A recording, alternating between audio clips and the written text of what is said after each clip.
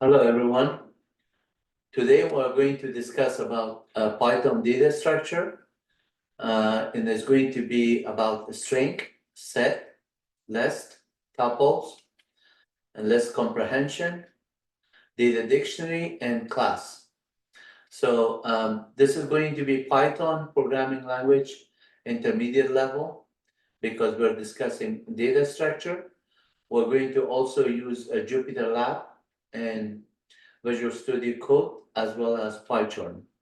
And this is going to be video number 4 on Linux Ubuntu platform. As you can see, the background is Linux Ubuntu.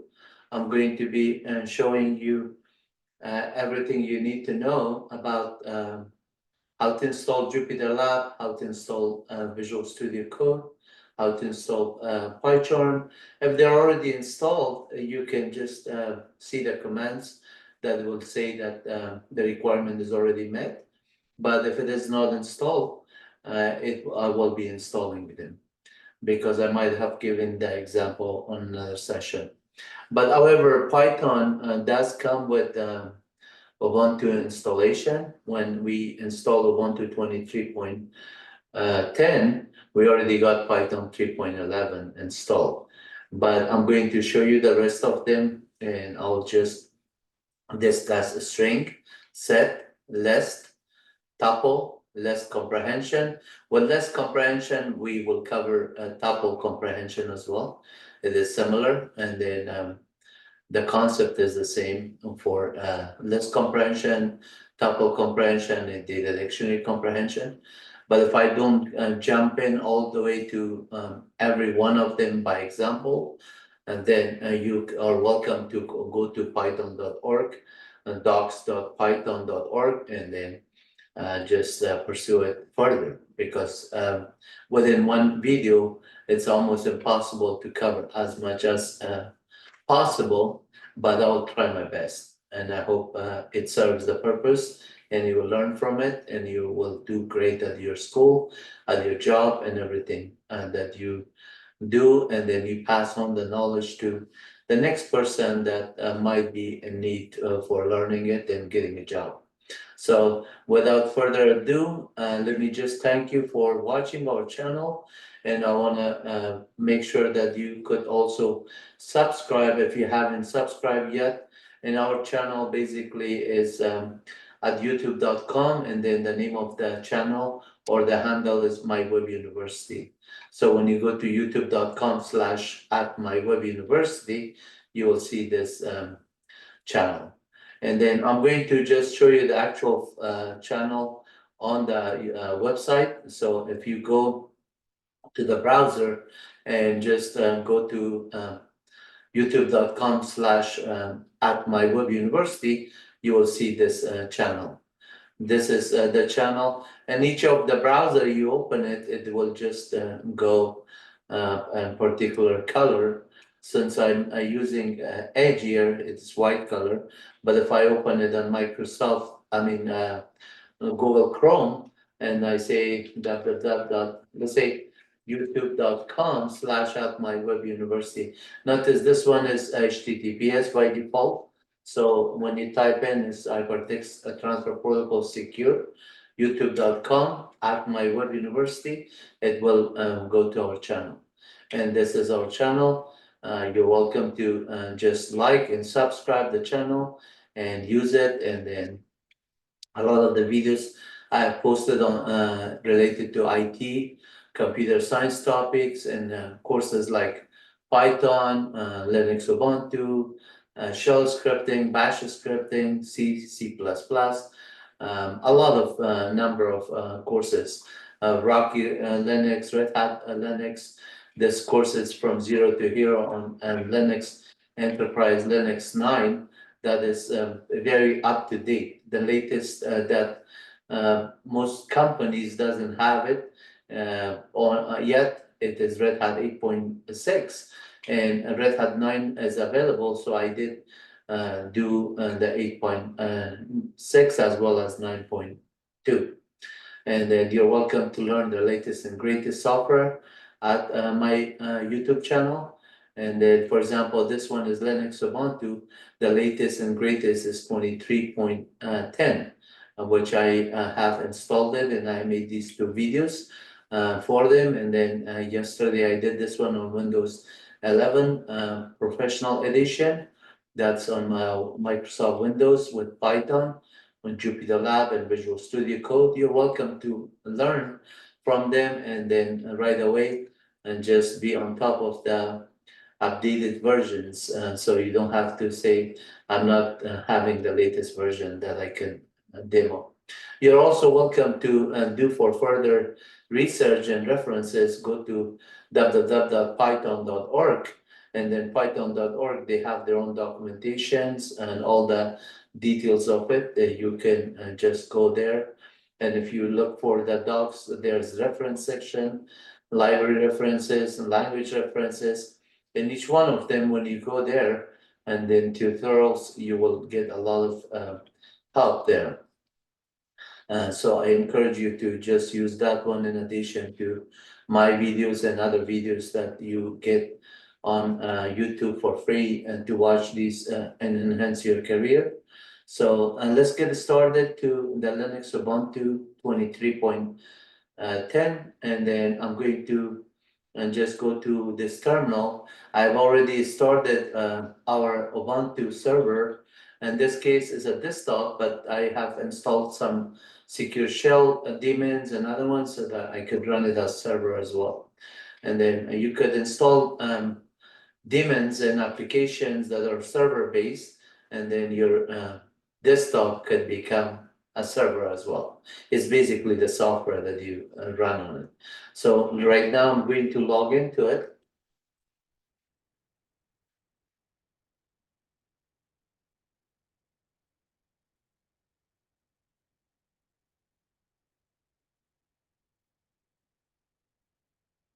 And then as you can see, this is the background image, and you have a number of background image. You can always change it to something else. I really like some of them, and then I'm going to change the background. And so to show you how simple it is. So if you click on change background here, you can just choose any of these backgrounds. I'm going to choose this one, and I'm going to say okay, and now my background is changed to that. And you can see how simple it is. At the same time, if you open the terminal, and the terminal by default is this nice color, and then on this one is on the desktop directory. So if I do cd clear screen and do a pwd, I'm on my home directory. Notice the color is blue on this dark is not looking as good. So the reason is that ls is alias.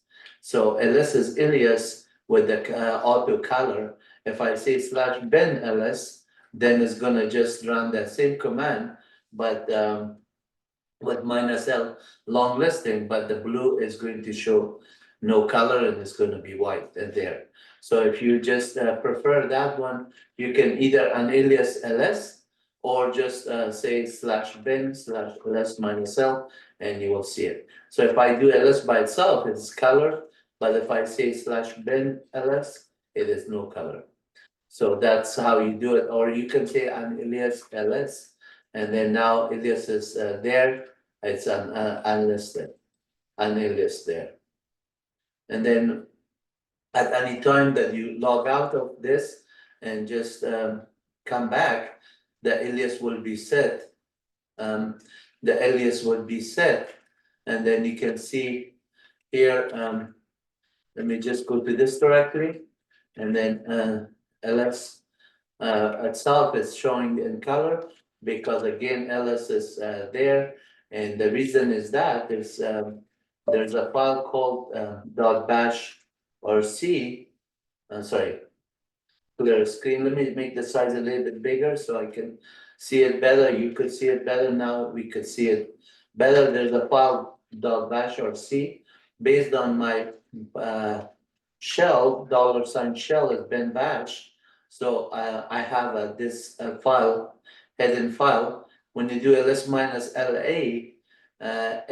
sorry,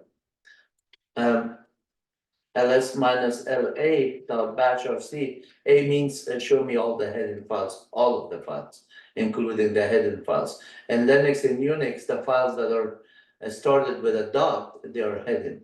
You won't see it if you just do ls there.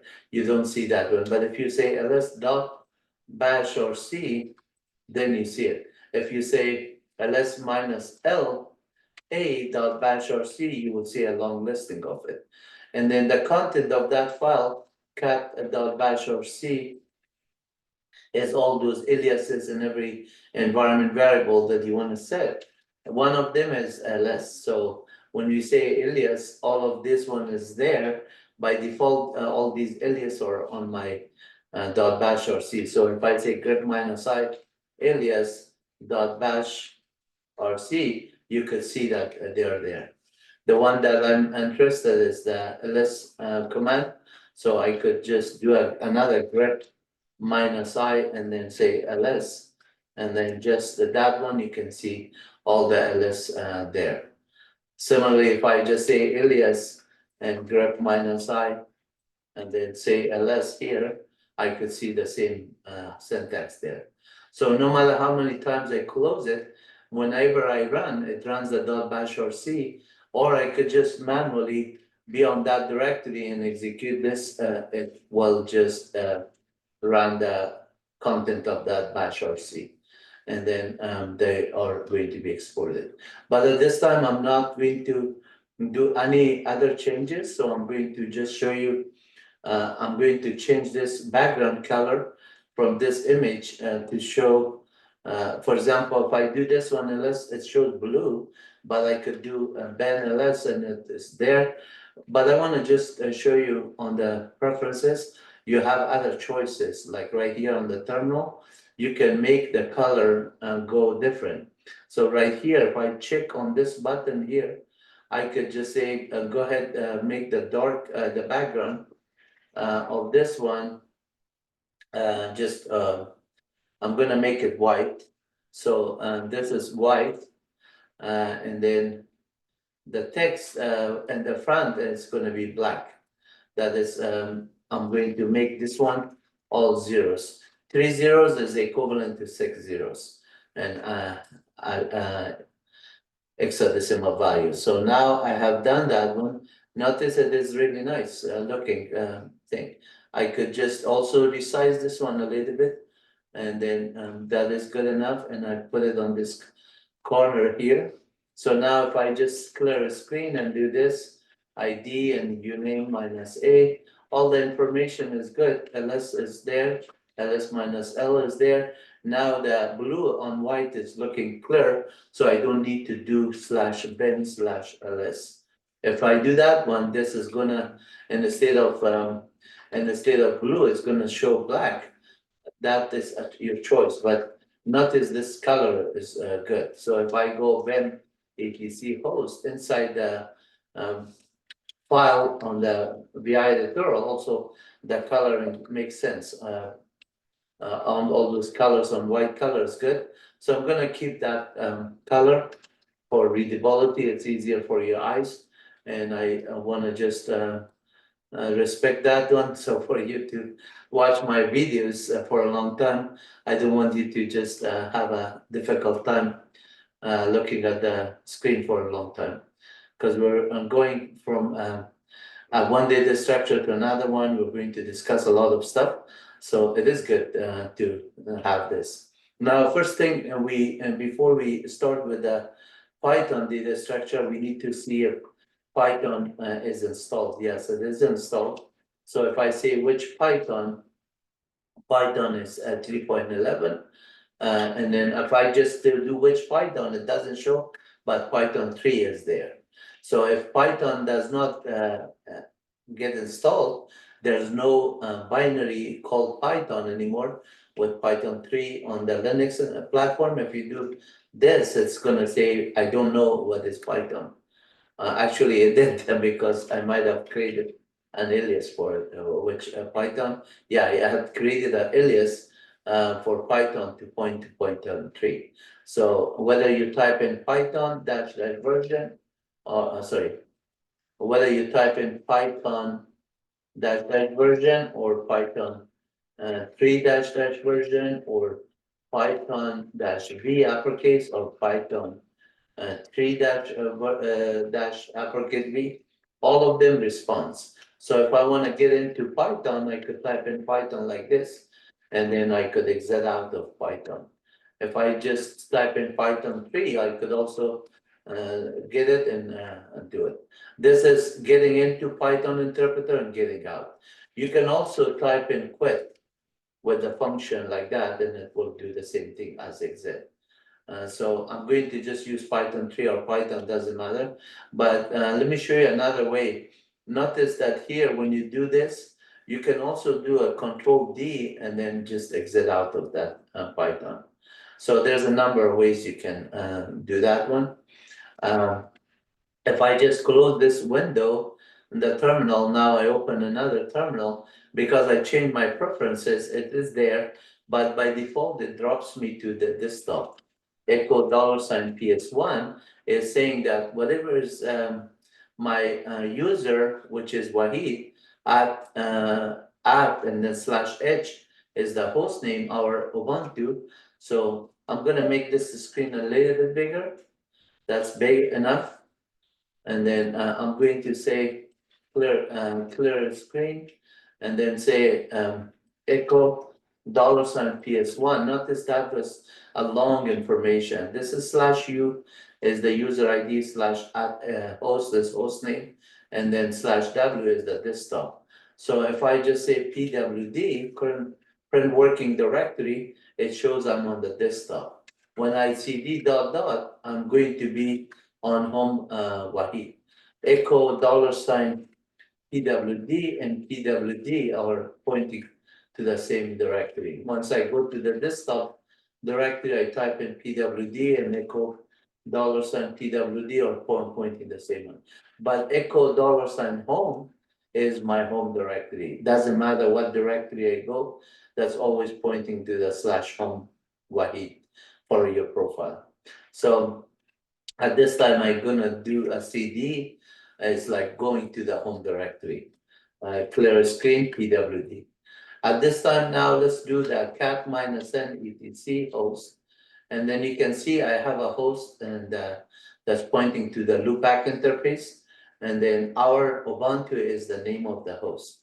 So if I say host name, it says our Ubuntu. Uname -a also shows you that you're on a Linux Ubuntu machine. And then if you want to get more information, uname -r, it shows that Ubuntu came out with build version of 6.5. And 6.5 is the latest and greatest for Ubuntu 23.10. How do I know it's Ubuntu 23.10? This file os-release will reveal that information. Cat -n show you by line number of the content of this file, and you can see on line 4, it shows the version 23.10. That's the latest and greatest. The code name is Mantic Minotaur, and then the distribution is Debian Ubuntu. Debian is the name of the distribution, like Red Hat is Fedora, and then Ubuntu is Debian and distribution. And there's OpenSUSE, there's CentOS, there's Rocky, that was also by open source community. CentOS was community edition operating system that was replaced by with Rocky. End of life on about 2 years ago, I believe. And then now it's a Rocky version. And then I had some videos on Rocky, as well as all other Solaris and Debian and Linux Mint and CentOS as well. So you could watch those videos for further details. But now we know that we're on Linux Ubuntu 23.10. Let's see if we can just know what version of Visual Studio Code is there, PyCharm. So we need to, in addition to the Python, we have to have IDEs to develop. So let's get first to the Python interpreter. the Python interpreter has its own IDE. So when I type in here help, and not IDE, it has its idle, integrated development learning environment. So when you type in help, you will just be able to get all of them there. So if you look for set here, that it's giving you information on set this structure.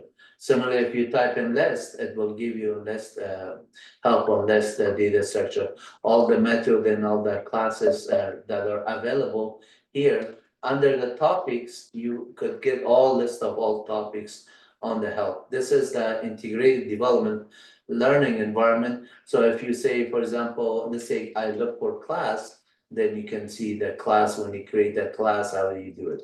And then if you are interested in, for example, data dictionary, the data dictionary, and let's see if that one is under dictionary.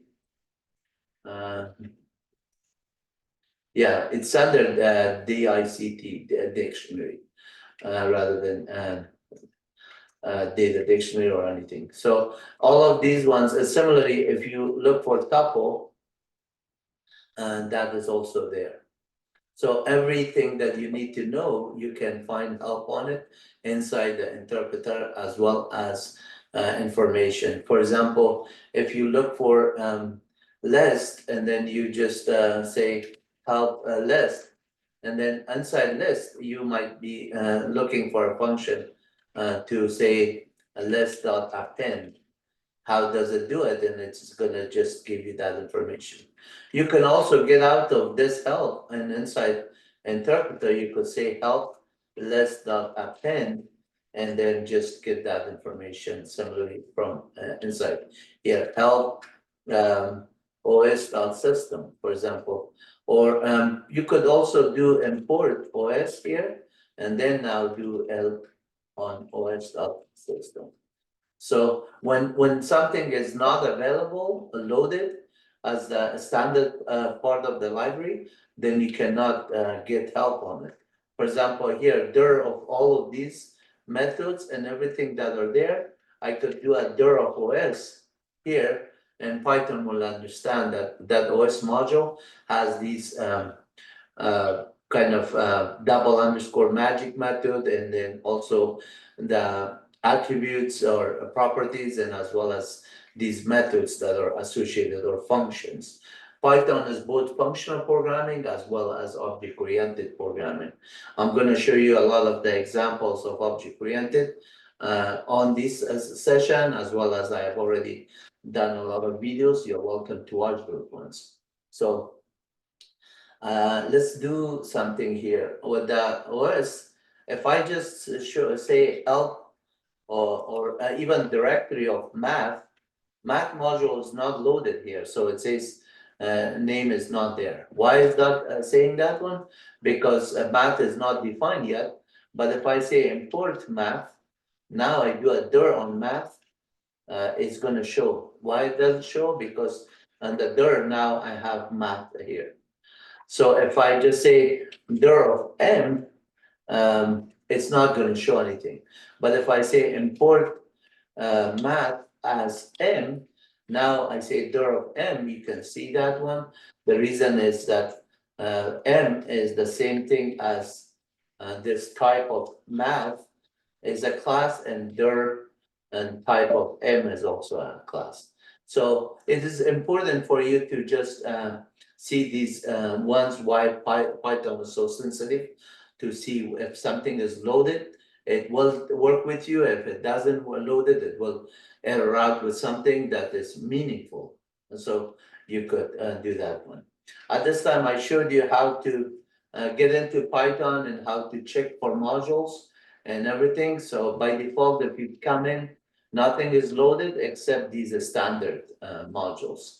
And you can get on documentation and help on it. So if you say help on double underscore built ends, double underscore, this is all the built-in standard libraries and exceptions and the file errors and buffer overflow. All of those details and exceptions are here, as well as the functions, and the list is so big. You can see if I just move my um, status bar, and then you could just see continuously it is going to do it.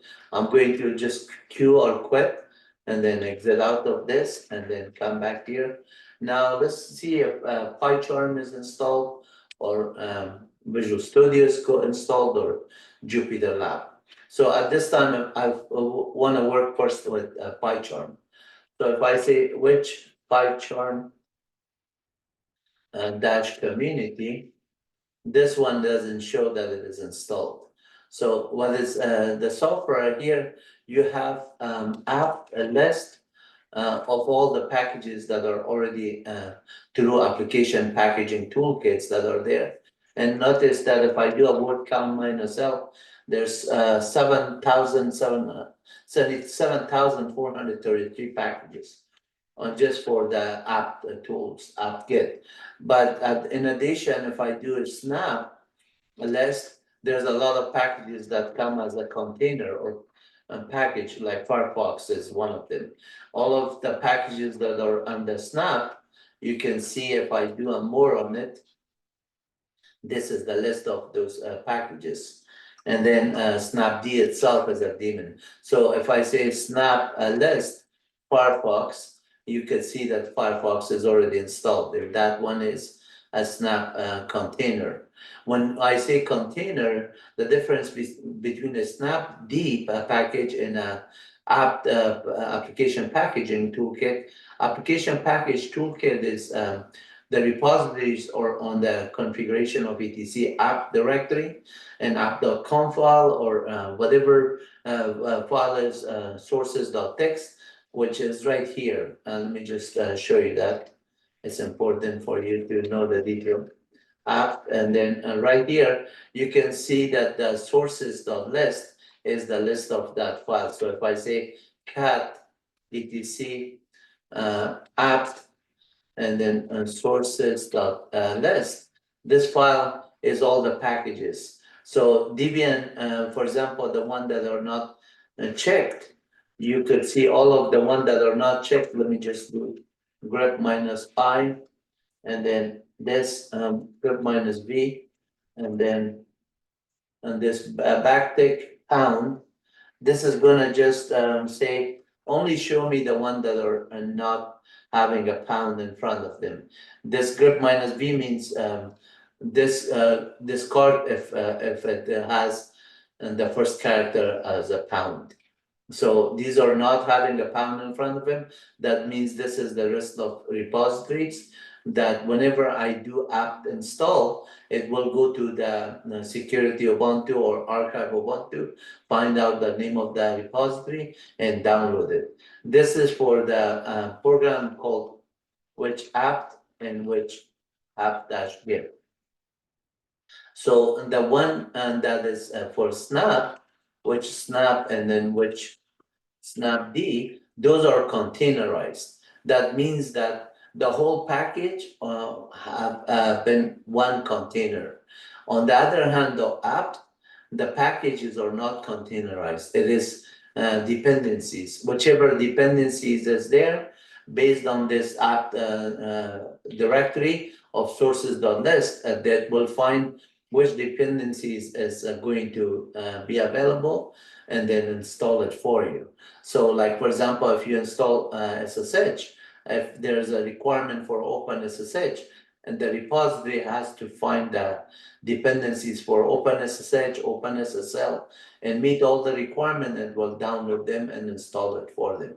But with the Snap, it's the entire package, like Firefox, is one container, one package itself. And the whole thing is included in that container. So when you say snap info Firefox, it's going to just give you information on that one. And if you say snap uninstall or remove as Firefox, it will uninstall it. If you say install, it will install it. That's how the difference between them, or it's not gonna worry about the dependencies. So why did I show you those details? Because we're gonna install a couple of binaries or application. One of them is PyCharm. So when we looked at PyCharm, we don't have it here, but you could do like app and then search PyCharm-community. You could do this one to see if it is a apt package or not. Or you could say snap search. And then this regard right now, you can see it is a container. So if it is already installed, you could also do a snap here, say snap install, and then PyCharm community. But you might need sudo access. So in order for us to do it with command line, you can do something like snap install PyCharm-community. And then that would prompt you for the sudo if you don't say sudo. If I just say sudo in front of it, then it's not gonna prompt me here. It's gonna just prompt me for the password, for the sudo access, and then I say install it, and then just click on it, and it will just say, okay, the snap community was published using classic conform trust. So this is like something that you have to do with the option of -- classic, and then -- classic is fine, classic, and then it will just install it for you. At the same time, you could also go in the applications center and then install them from the application center on the GUI. So for example, I say PyCharm. So let's say PyCharm is here. You can say PyCharm community. Right now, because we did it from the command line, it says already installing. So we don't have to install it from here. But let's do a code.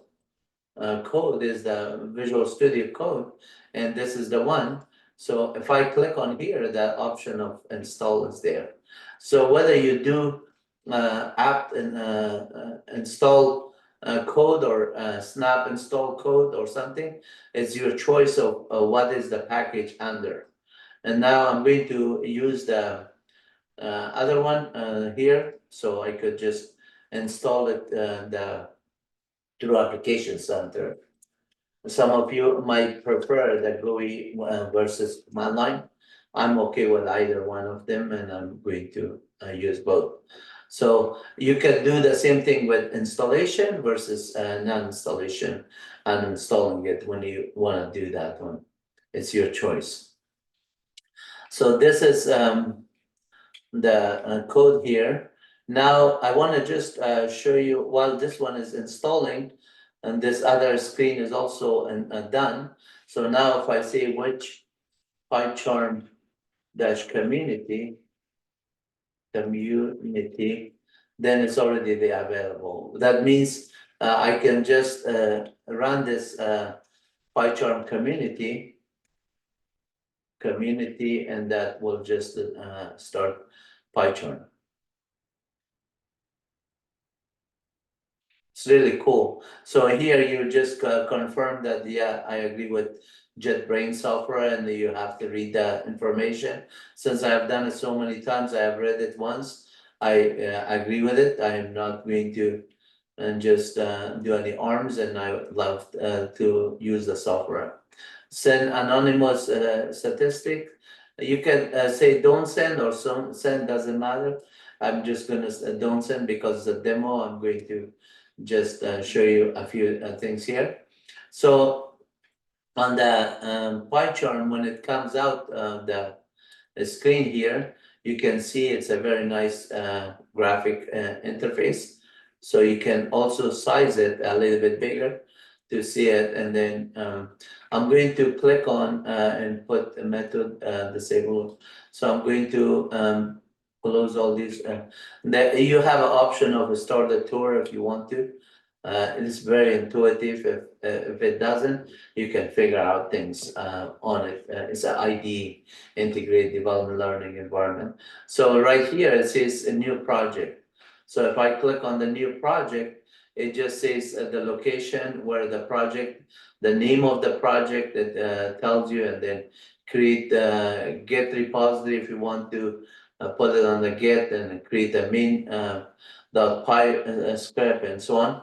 But notice this is the Python version, user bin Python 3.11, the version of the interpreter is already identified, which is very good. So I'm going to just say create, and then this is going to just open up my environment, search environment, and then everything is looking good.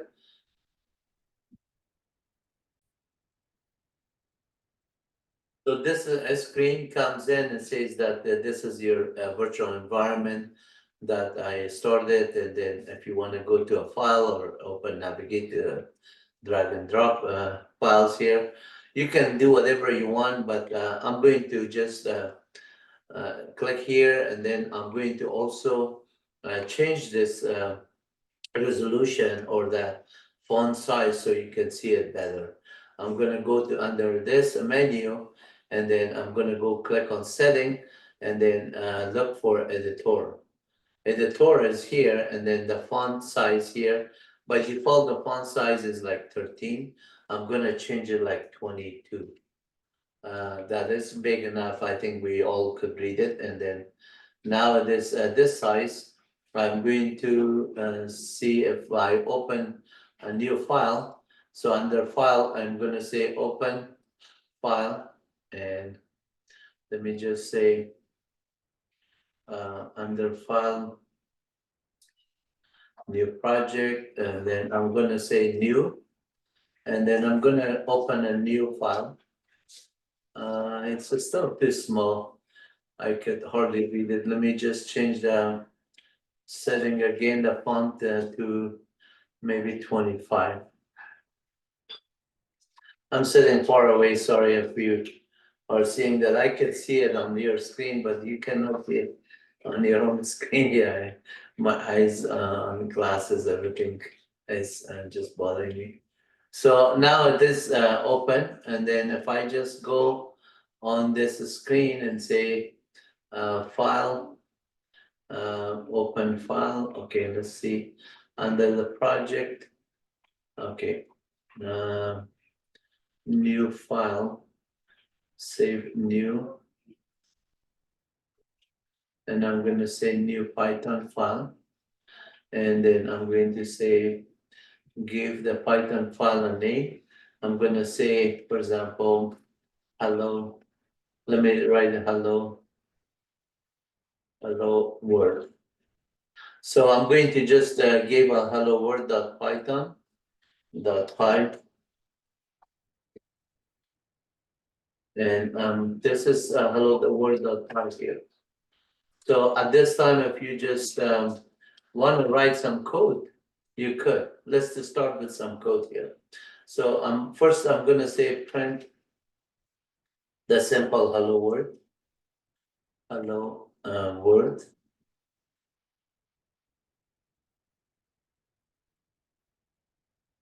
And then at this time, we just want to execute it by running this and see it at the screen to give us the output right here, hello world. And then hello world. So we did that one, and I'm going to say, well, that is good. We got the output here. I'm going to add on to this one. So I'm going to say, let's just make some new lines. It says import OS, and then say fos.name is equal 06, which is in this case is true. Then I'm going to say os.system. I'm going to clear the screen first, and then I'm going to create a list here. Create the list, and then run a list of commands. So let's do this one here. Say commands is equal. I'm going to run a couple of commands on the list, which is going to be host name, and then also date command, and then one more command that's like a calendar command. because we're very near the end of the year. It's 12:30 today. In a couple of days, on Monday, it's going to be New Year 2024. So happy New Year to you all in advance.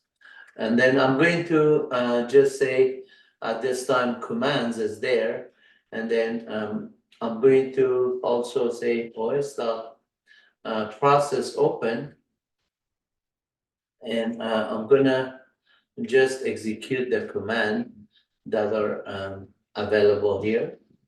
Let's just open one command with we did with the clear.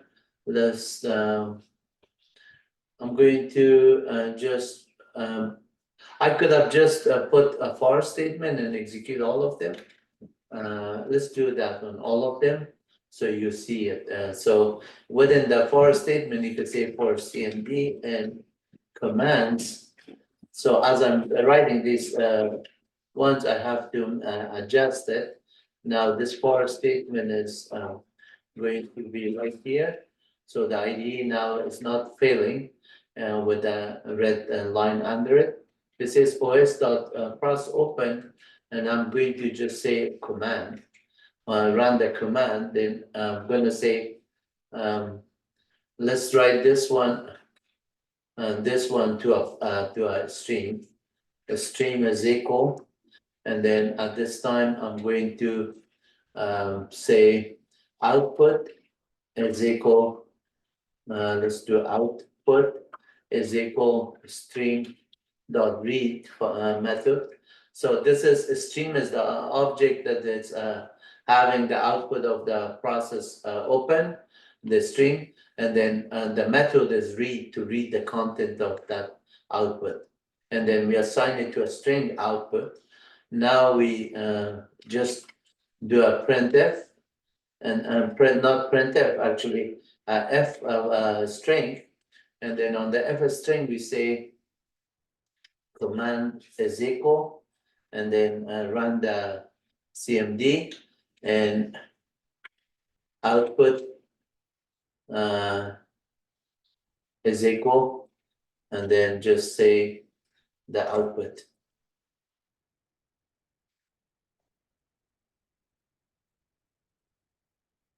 Close this one, and then right there. So I'm going to just move this one a little bit so I can have more room on the right side for the output. And then this one is good enough. I don't need to say output again and say result, or result is better than output. Obviously output was better, but I just changed it. I'm not going to change it again. I'm stubborn on that. So I just want to make you laugh. Output is equal to stream.read and print this, and then there. I could show you I'm not stubborn. I could just change that one to output, and that so you laugh more. Like, if that made you laugh. So and this is printf f command output, and then now we are printing the output. That's good, and then we could also do a else if port, else if, else elif, and then os.name is equal NT. That's for Windows NT or a Windows platform. Then you want to just run these commands, and then you could just copy these lines here. Similarly, you could do that one, and then let's see if I could just say, I don't know if I'm inside VI or not, but I should have downloaded the Vim editorial on it, and then that would do it in a faster way, but I cut and paste also works on every platform. So now, otherwise you're gonna do a clear command on Windows would be clear screen. These other commands are the same. So it is done, and then I'm going to just take care of this line. No need to have so much space. or maybe we could have a space here and then one space right after the declaration. And then everything else is good. And let's see if we can. So right here, you can see the IDE is helping us with the error saying that you forgot the colon. And then now we want to save it. So here we just say save as or save all of them, save all. Now the file is saved. We are going to just run it to see if it has error or not. It already worked. So the first time we run it, now here's the output. You can see the command is hostname and the output is Ubuntu. And then the command is date, the output is Saturday, December this. The command is calendar, the output is this. So since this one was a Linux machine, it cleared our screen and it wrote this one. Every time you run it, it will clear the screen. So if I just change that list of commands to only show one of them, so let's just do this, and let's just do this, and then I'm gonna say commands is equal only one command. Just say date command. And now a list is only one element on it. Command sub 0 is pointing to date in this case. The other one is commented out, and then I need to save it again. Save all, and then run it again. Notice that this time when I did it, the run, it cleared the screen and then only run the date command. Because it was good on that one. So you can also go to the command line. So the directory that I have, this one, hello world .py, if I just exit out of PyCharm, say, yeah, go ahead, exit out and open a terminal here, which I do have it, and clear screen, pwd. By default, in start.py, wherever you start hello world, PyCharm, I started PyCharm, but I must have selected the directory on another area, say open it in the project files. So notice that file is inside the PyCharm directory. I have to see where I created that one, because that is the PyCharm path on the directory where the new project was created. So let's see that one. I'm gonna say close this one right here. And this one is on the virtual environment directory. This is the path. The path is really huge. Let me just say, okay.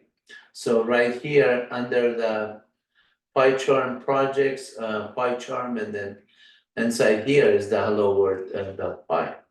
But this path might be under PyCharm projects here. So inside the terminal, if I just open another tab and then make the size bigger, then do this one, ls minus LTR, notice that PyCharm directory is there.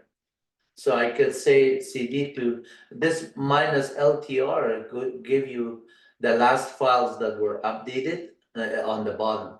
So that is the directory of PyCharm. I can go to this directory and then I say Python directory, and then hello world is there. You could find it this way, cat minus n hello world.py. It is that program. You could also run it using Python. Python here, and then just run that one. It will run the system date here. So at this time, if I want to do something else with that command, I'm on this directory. I could have also go on this one and do a find command minus the name and then hello world.py.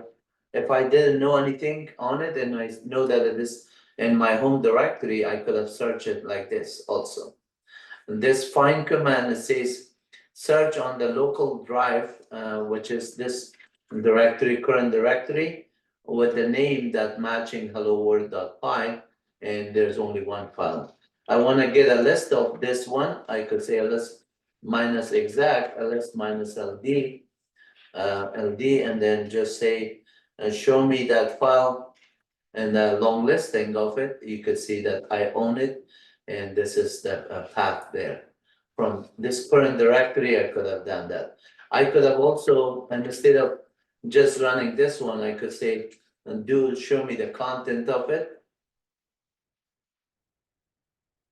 with the line number.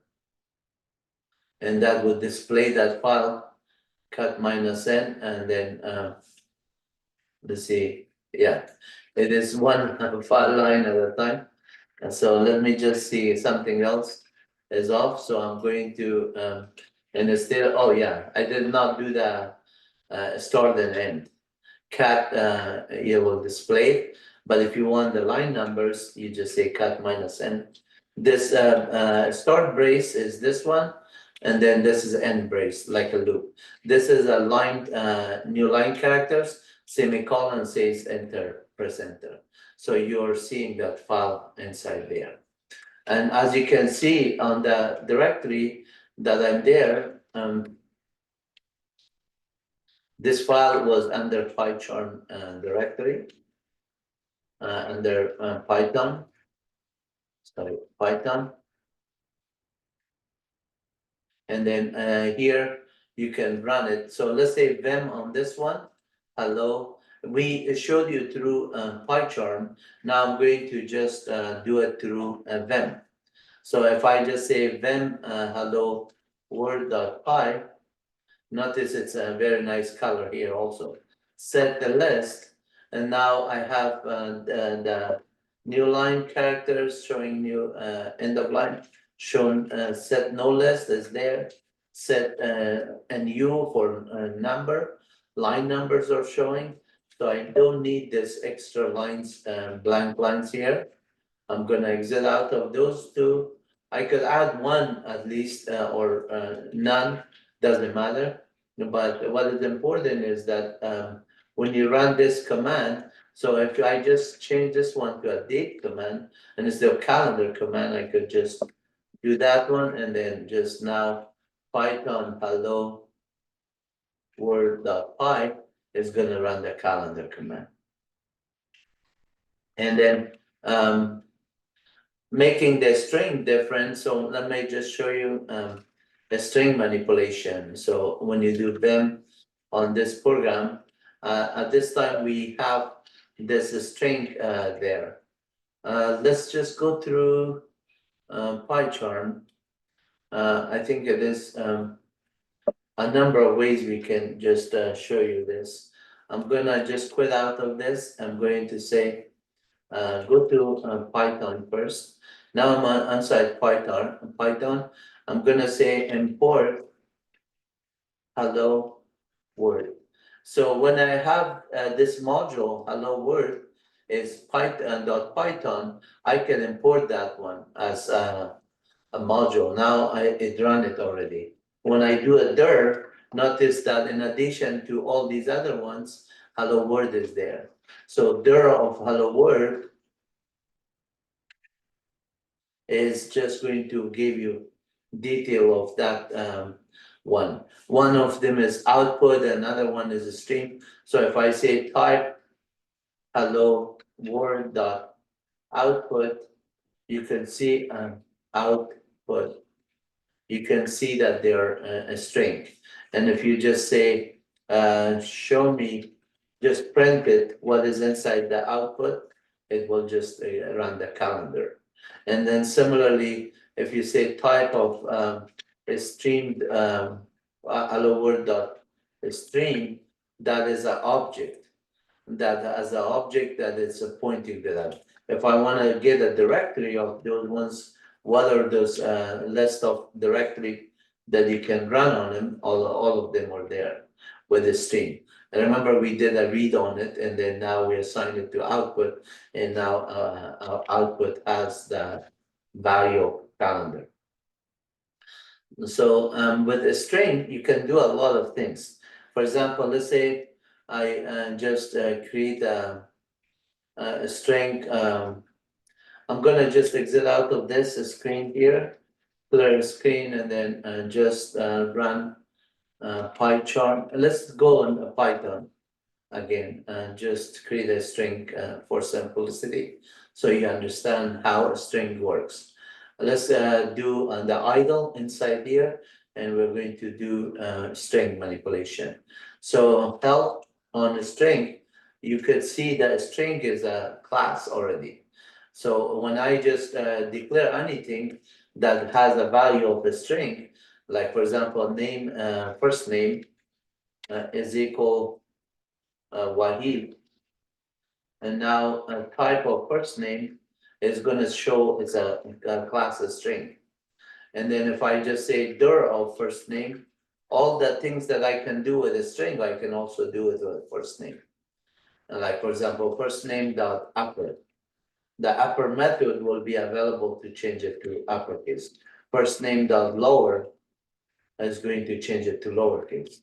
First name dot title is going to do it. So if I say message is equal welcome to my web university. I'm sorry, I can't read that one. So I'm going to do import OS and then os.system. Let me clear my screen first so that I can see everything on the top, because this Zoom is blocking my view, the browser information details. So I'm going to say message is equal, and then I say welcome to my YouTube channel, like that. And then I could say URL is equal, and then I say HTTPS youtube.com/@MyWebUniversity. That's the handle on it. And then at this time, if I just do that one, obviously I could say print a message, comma URL, then it will just print those one. Welcome to my YouTube channel, https youtube.com. And then I could say message 2 is equal thank you for watching and your subscription. So if I just do these two message, and all I have to do is now add this one and say message 2. Notice how simple it is. But notice this thank you was right after this one because I put a comma. If I just do this one on a new line character, say go ahead, add a new line character, and then do that one, it will move it to the next line. But I wanted to just have this one on 2 lines, so I break message and then URL. If you just change this one, use a string. If you want no space here between them, you put plus here, and then plus here. Notice everything is all together, no space there. So as soon as one string comes in, the other string. So if you want a string between them, you could also use the plus, which is the concatenation, but then you have to do a plus here, and then another plus here, plus, and then another space, and then do that. So now the 2 messages are there, but this second one is stored there. So in order to just do that one again, you have to say plus new line character. And then whenever you start with single quote, you have to close it with single quote. So all of these ones are valid commands. And then notice some of them I have spaces, some of them I don't. You could do the same thing to just for readability, make your code more friendlier. and then you could do these kind of the spaces correctly and then do that one. But the above statement where I did that new line character was much easier than having concatenation here. So message dot message, let's see, now I'm having a message here, right? So on message, I could just say message dot capitalize. And then that's a method that is gonna capitalize there, but let's see, capitalize, and MSG is there, the message dot capitalize. And that should be okay, so it capitalize it. And if I do message two, same thing. Then notice that the first characters are changed to capitalize. And then if I just say swap case, and swap case, this is going to just change every lowercase to uppercase and uppercase to lowercase. So you could do methods on the string like that. And then now with the string MSG, notice all these methods that are available. There's a lot of double underscore method and all the left stripe and partition and strip and zfil. Watch my other videos for details of all of them. And then if you have to replace a string or if you have to remove something, there's a lot method here with the string. But let's just do a list here now. So I'm going to say OS.system. I'm going to clear my screen with clear command. And then on top of it, I'm going to declare a list, say list one is equal. I'm going to say 1, 2, 3, 4, 4, where's 4, 5, and then string wahid, and then value of true. I love truth. Everybody should be honest all the time. So L1 is there, type of L1 is a list, and then I will say for L and L1, and then I'm going to say print F string, I'm going to say type of L, let's say, and braces type of L, followed by the actual L is equal, and then we could say is equal or the list itself. So let's just say brace L, and then close that. And notice this one is first number up to 5 is integer, then is a string, and then other one is also a string. Why? Because the value was defined as but within the code. If I want to get a Boolean operator, then I have to do something like this through. That the first one is a string, the second one is a value is Boolean. So now if you run the same for statement again, and then do the print statement, notice this one is a Boolean. Why? Because this one is not within the code. When you define false or true within the code, automatically says you mean to use a string, not a Boolean operator, true or false.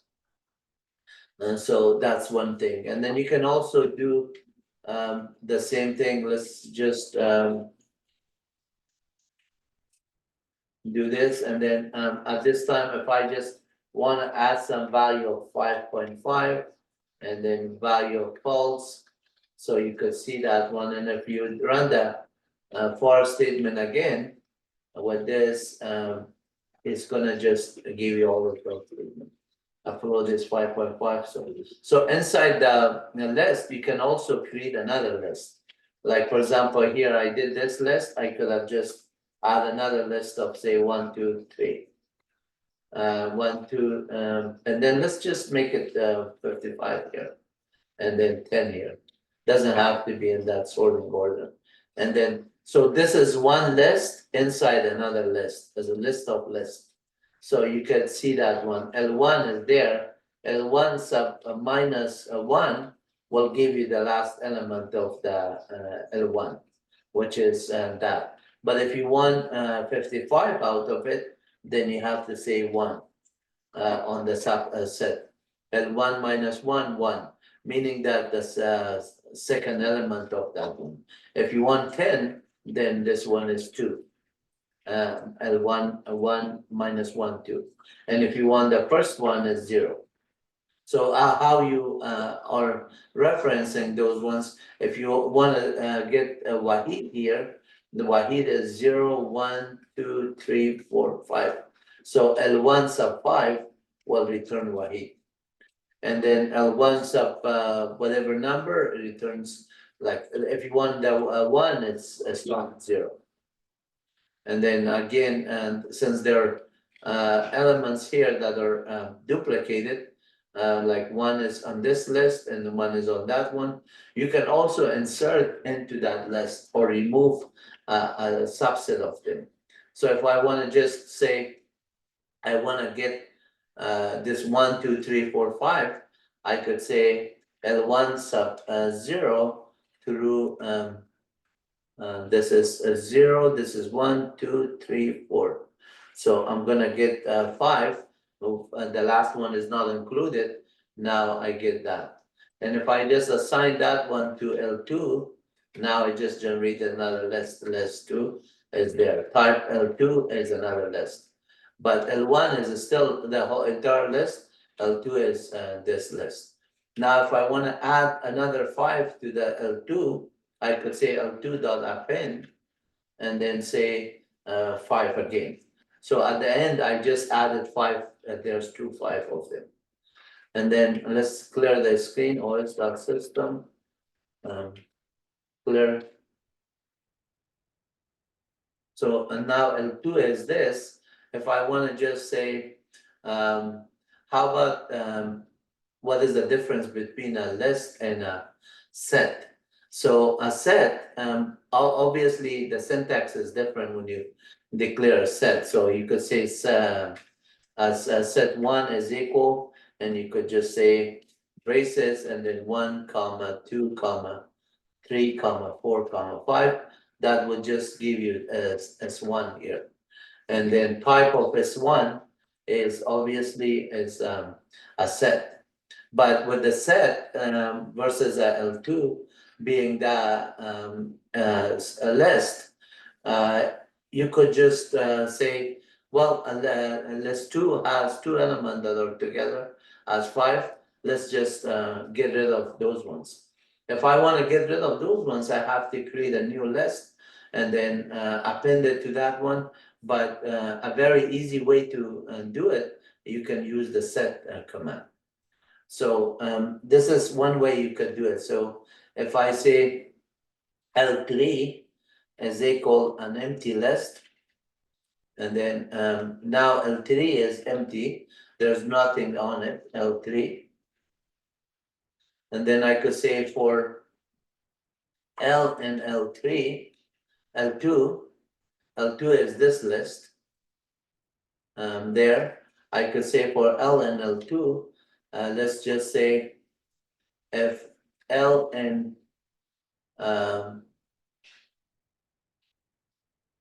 let's say if L and L2, actually in L3, and not in L2, not in L3, then we want to just add it there. So we're going to say L3.append, and we want to add the L. That is going to add it. And now L3 is added, but it's getting rid of the duplicate. We just created another list, L3 as empty list. Then we read each element of L2, and then as we insert it, we want to make sure that L2 does not, L3 does not have it already. Then if it is not found on that one, then append it.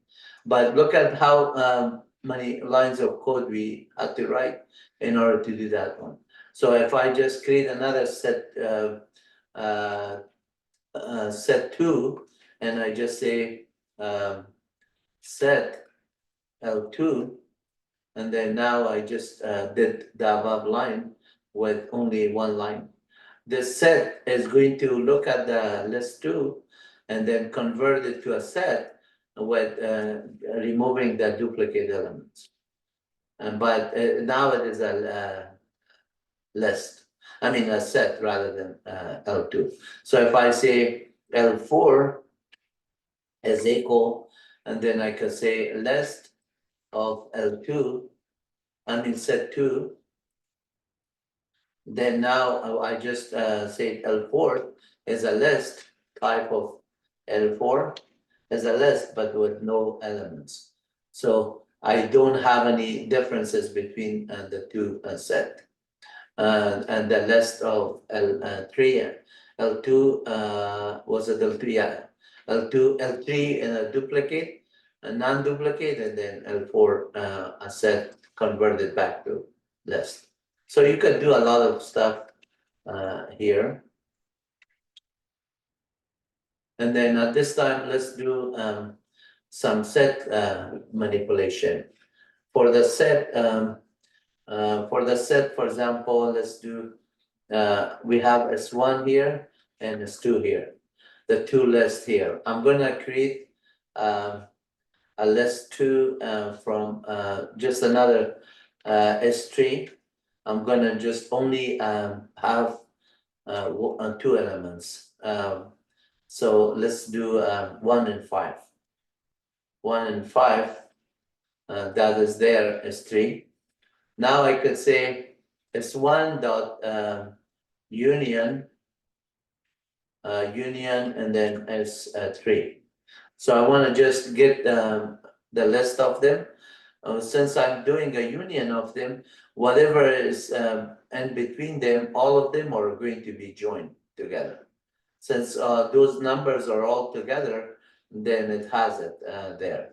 If I say, give me the intersection of them, intersection, what is common in between them, 1 and 5 is going to be listed. And then if I say the difference, so there of S3, all these commands that are there, let me see if, and these are all of these commands are available for you. Symmetric differences, and then symmetric differences, update in union, intersection, discard, differences. So it's one dot difference of S3 and S2 maybe. Differences, I must have typed it wrong. There of S1. S1 dot difference. You have to type in correctly. Difference. Sorry. Difference. And difference is there, and then S2, I believe it was another one. Yeah.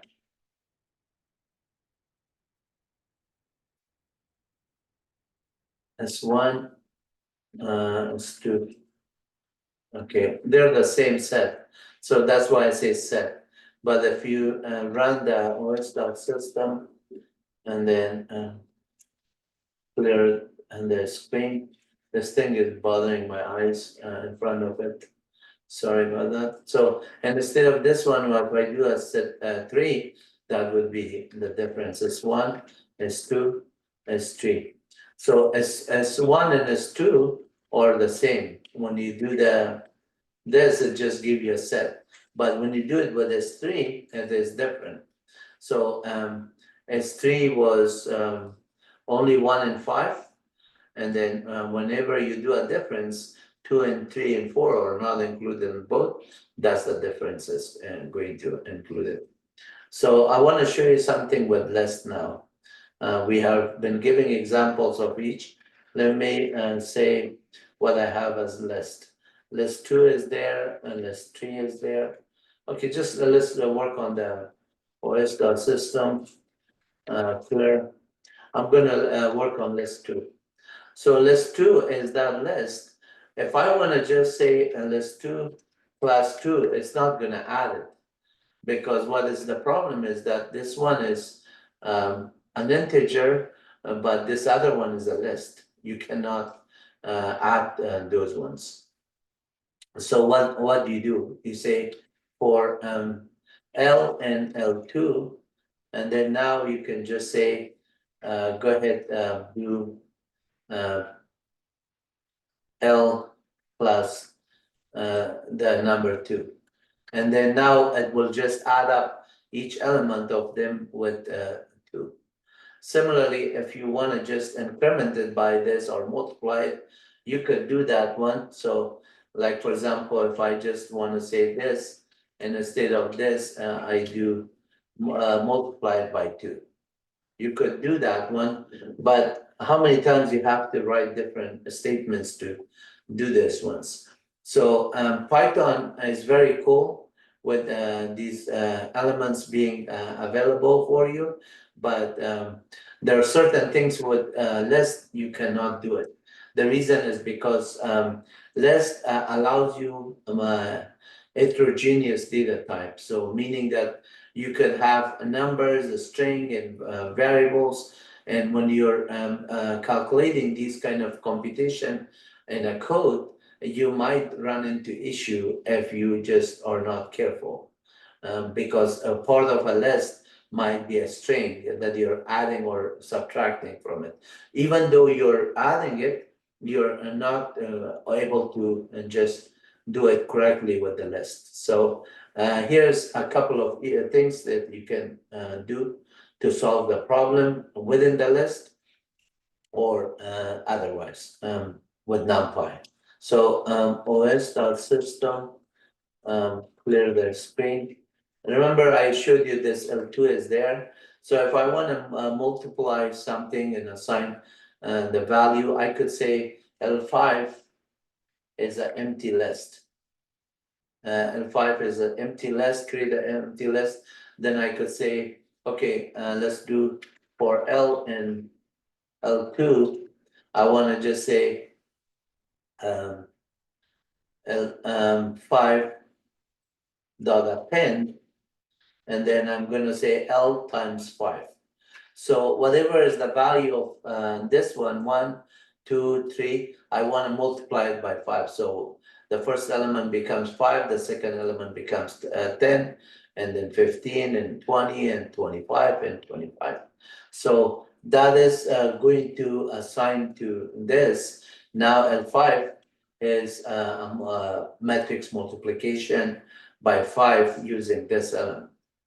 With Python, when you do this one, there's a very nice module called NumPy that is written purely in C, and it's very fast because the data type of NumPy is always homogeneous, like C and C++ and Java. It is not heterogeneous, so it doesn't allow multiple data type. But when you declare that one, you can just do all kind of computation. So let me just show you how easily this one is done with something with NumPy. So you say import NumPy as NP, and NumPy is not there. So I'm going to just open this other terminal and then just install NumPy first. And if the NumPy module is not there, you have to install it. So let's do and make this screen bigger. And then I'm gonna say CD here, and then sorry, CD on slash and then clear screen. So it doesn't matter where I am. I could say export ps1 is equal only $. So you could see a clear screen, and then only $. And doesn't matter where it is, I'm going to be back on my home directory. I'm going to just say which pep. Pep is, if it is not installed, you have to install it. If I say pep install NumPy, it's not going to allow it. It says that, okay, you need to install pep, Python 3-pep in order to do it, but you need root privilege because I'm logged on as myself. I have to do sudo su dash and then type in this. So I don't get prompted every time for the password. Let me just type in the password correctly. Okay, now I say ID-U and I'm root. So clear a screen, then I'm going to just have to do app install Python 3-pep. Because if I just do pep install, and then the name of the package was NumPy, it's not gonna say it is available for you. So it gives you a hint of say app install Python 3-pep. It is nice that when they give you this kind of clue, when you're doing it for the first time, it helps you out. But once you do it a few times, you will memorize those commands. So this time it's installing Python NumPy module, and then now Python NumPy module is there. So if I say which pep, what pep is there? I'm sorry, I was doing Python 3 with this command Python 3-pep, not NumPy. So with this one now I can say pep install NumPy. Because I become root, I don't have to do type sudo here again. So notice that on the Debian version, it says that in order for you to do it, you don't do a pep anymore. You just do apt install Python 3 and then the name of the package dash and this. So it gives you a kind of clue with alternative option. You say apt install Python 3 dash NumPy. That XYZ is, in this case, is NumPy. So you're going to just install NumPy module. And then every the distribution of Linux, Windows, and Red Hat, and Rocky, and Ubuntu, they have different naming, unfortunately, different way of installing it. So on the Ubuntu distribution 23.3, they decided to make it this way. Unfortunately, the developers, they're just all over the place. And then even for their own development environment, for one platform, and they cannot keep up with it. Imagine all the students and people that they're using these platforms, how much from one version to the next version they have to go with it. But one thing that is IT related, IT is always like that. So when you're on the IT, you have to have the patience to play with it. So now I have the NumPy installed. I could say also Python go in here, Python 3, because I don't have the list, import NumPy as NP, and then you can see that NumPy is available here. But I don't need it as root, so I'm gonna just clear the screen here, leave this session here, and then let's clear the screen first. I'm gonna leave that session there and then come back here where I said import NumPy. And then when you are here, if you say pep list, it is all the modules are there. Pep list and grep -i NumPy, you can see the NumPy 1.24.2 is available for me. So if I say import NumPy as NP, now NP is there.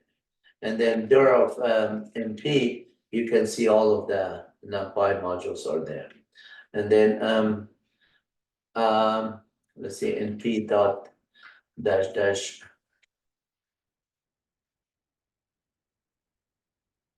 you can see the same thing that we got from pip, like os.system, clear the command. So you can get it inside Python like this, or you can get it from OS, say pep and list, and then direct -i NumPy. So either way, you could get that information there. At this time, we did the L2 here. I wanted to show you how easy it is to add up with NumPy. So I'm going to create an array, as I'm going to say NumPy dot array method, and I'm going to pass on this L2 as a list. And now I created an array. Type of A is a NumPy module. NumPy and D is a number of dimension. A dot number of dimension is one array. If you want to do multi-dimension, you could do multi-dimension, but this one is one dimension. And when you say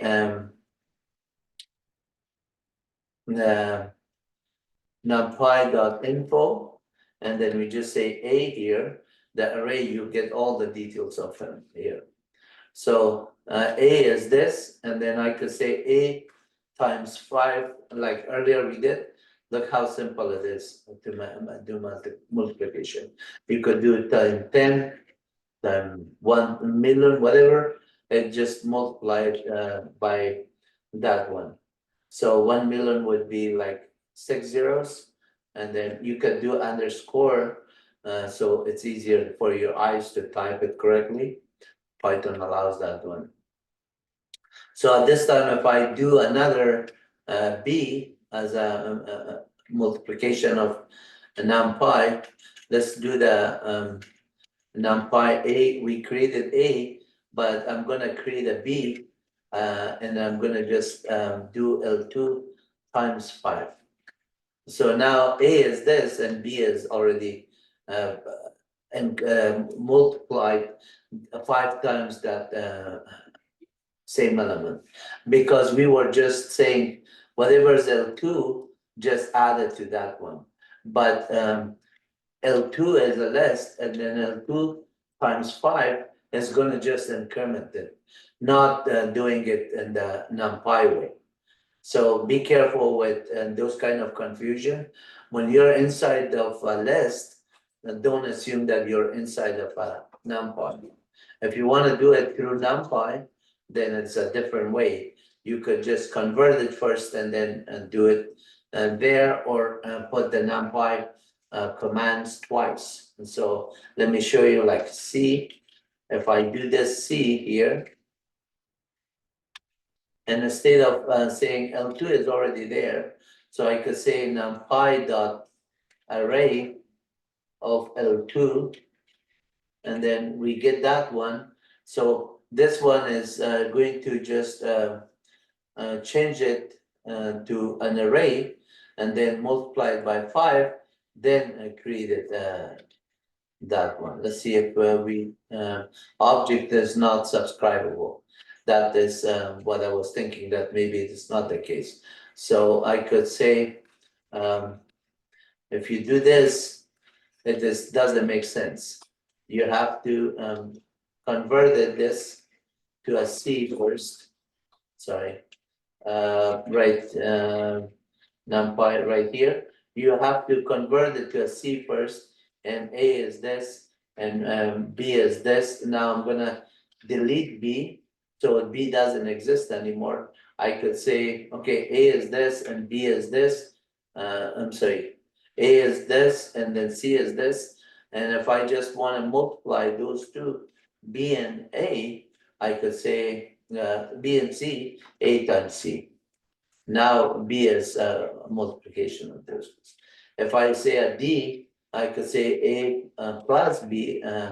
I could add those ones, and D is now addition of them. Whichever matrix, they have to be vector to vector or matrix to matrix. You cannot just get a list and multiply them. List and text are like this. So if I say name is equal Wahid, if I just want to say name times 5, Wahid will be written 5 times next to each other. If you say x is equal this code asterisk, and you just say x is going to print it 1, x times 5 is going to do 5 times. X times 50 is going to do 50. Whatever you want to do, add it that many times, multiply it that many times, it will do that one. That's concatenation, not vectorization. With vector, you can just use like a times 2. Now every number is multiplied by 2. A plus 2, every number is added to 2. So you could do that one. And if you have A as equal, let's say B is equal A, now I just assign A and B to have the same value. If you want to say A plus B, they are the same, so it will just be added matrix to matrix or vector array to array addition. And if you just want to do multiplication, we do multiplication. A to the power of, it's just use the exponential, it is just going there. Like you can even do math functions, like for example, similar to this, you could say, do this one and then assign this one to a value of, let's say, a D is equal that, and now D is this, and then you could say for D, let's just say for D and for item and D, I want to just only get the last two 3-digit or 4-digit. Actually, starting from the first one to the end.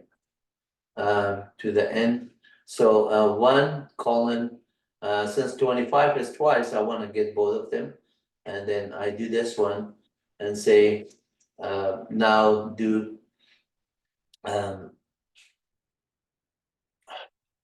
I then do things. I'm gonna do a different calculation. Say print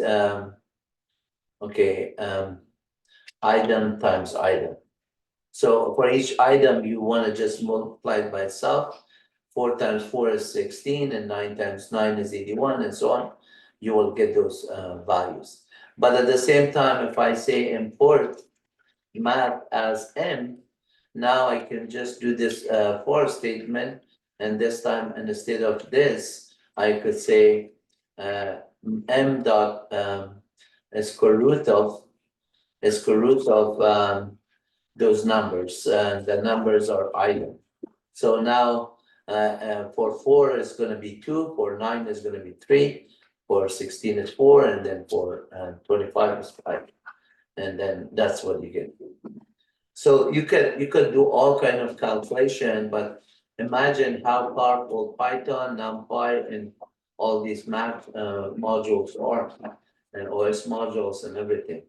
So you could do a number of things. Since I'm here, I want to just show you some more nicer tools with tuples and lists. I could actually go to JupyterLab and do those ones on PyCharm. Let's get a break from this one for a second, and then we just are going to use PyCharm again, and then PyCharm and dash community. And we're going to, and this time, well, I'm going to move this one here, and then this was the list of commands. We could do that one at the same time. Let's just say I'm going to open a new project, a new file. I'm going to say open a new file, and it's going to be a Python file. I'm going to name it, say, list and tuple, for example, .py. Doesn't matter what you name it. I'm going to just name it like that. And then at this time, I'm going to say, let's create a Python list comprehension first. So I'm going to say x is equal for and then I'm saying x for x in range of 10, 100, 20 differences, and then say print x. So if I do this one and then just run it, this one, it is going to show 10 to the power plus 20 is going to be 30, plus 20 is 50, and so on. So this is a start, this is an end, this is a step by or increment by. If I just do it the other way around, like go 100 to 10 to 0, let's say minus 20 decrement by that one. Now I get a different set here. Less comprehension is very powerful, and I need to just save this one. So it started with 100, actually it saves automatically. It already went to 20. So if I just do this one to minus 30, that's a number that I want to test, a negative number also. You can see the list now as a negative number, and then it stops. So for this one, list comprehension is very powerful. I could say x to the power of 2, and do some lambda multiplication. Whatever the number to the power of 2. I mean, 2 times 2, not to the power of. The power of means you do double asterisk, that's power of. So you can change it there. Since the negative number to the power of 2, it's always positive, it's going to be minus 20 is going to be 400. So to the power of 2. And then at this time, less comprehension, you can see how cool it is, just easy to write it. You can also change this one, for example, to say 100, but then you say f x module 20 is equal 0. That is similar to the other one. This time, if x module, I need to put double equal sign and not assignment. That's why those were red. So now you can see the list comprehension. It did that one with all those numbers there. If you don't want to multiply, you could just get a list of them.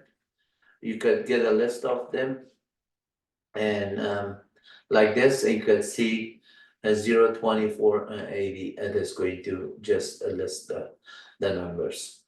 So this is list comprehension. At the same time, you could have a tuple, and then on the tuple, let me just comment this line out. So common line, you could do that one, and so you don't get the output for it. But I could also remove it, it doesn't matter. I could say, let's call it a y for another things, and say I'm going to create a tuple first.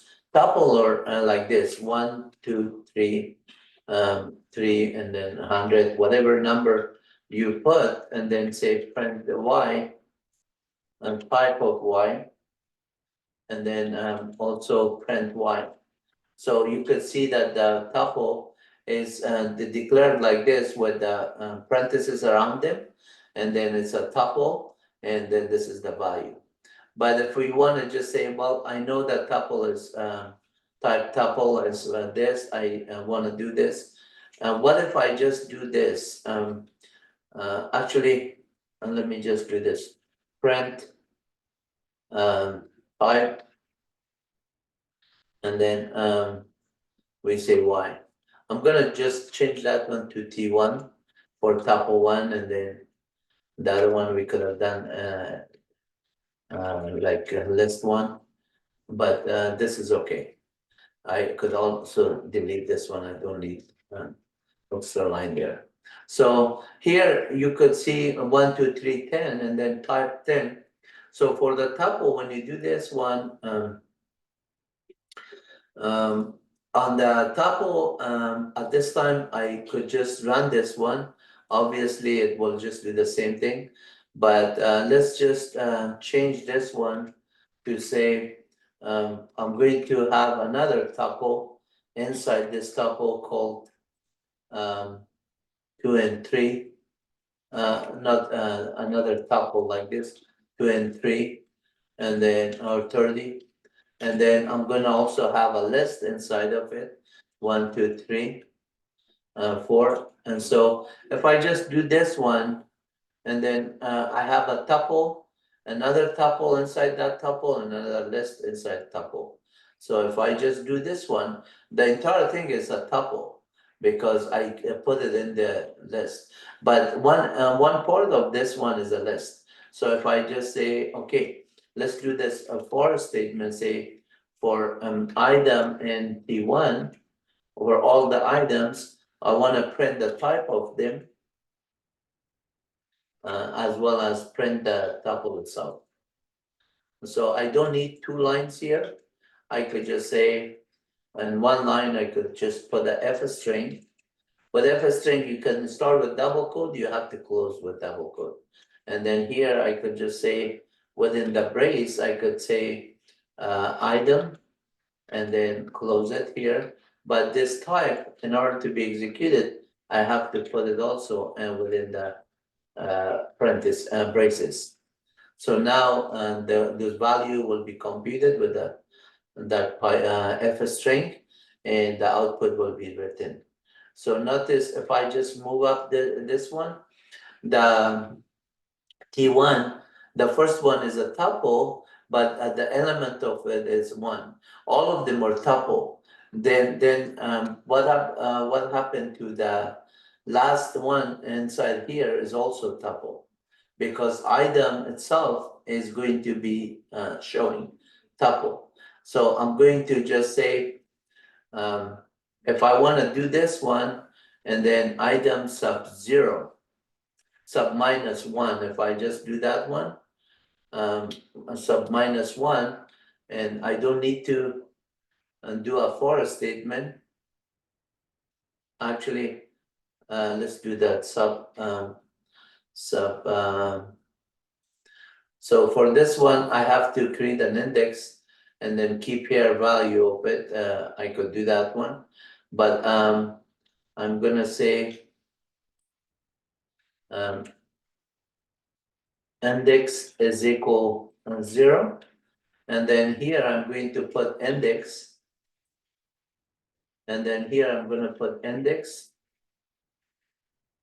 and then say index plus equal 1.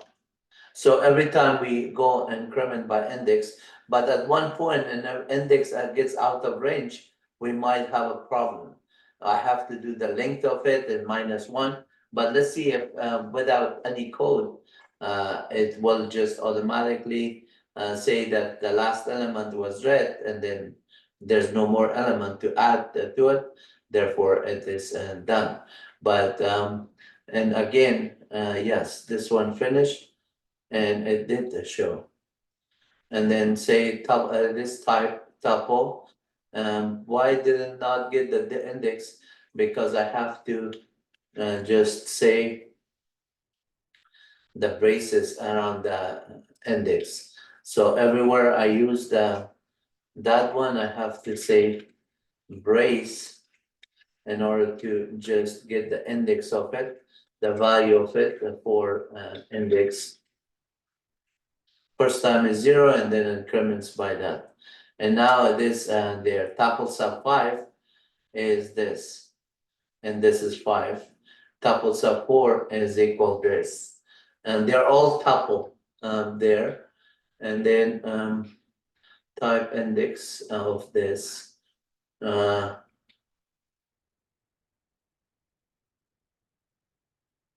Yeah. So at this time, let me just do mark this one as I'm going to remove these lines here, and then just say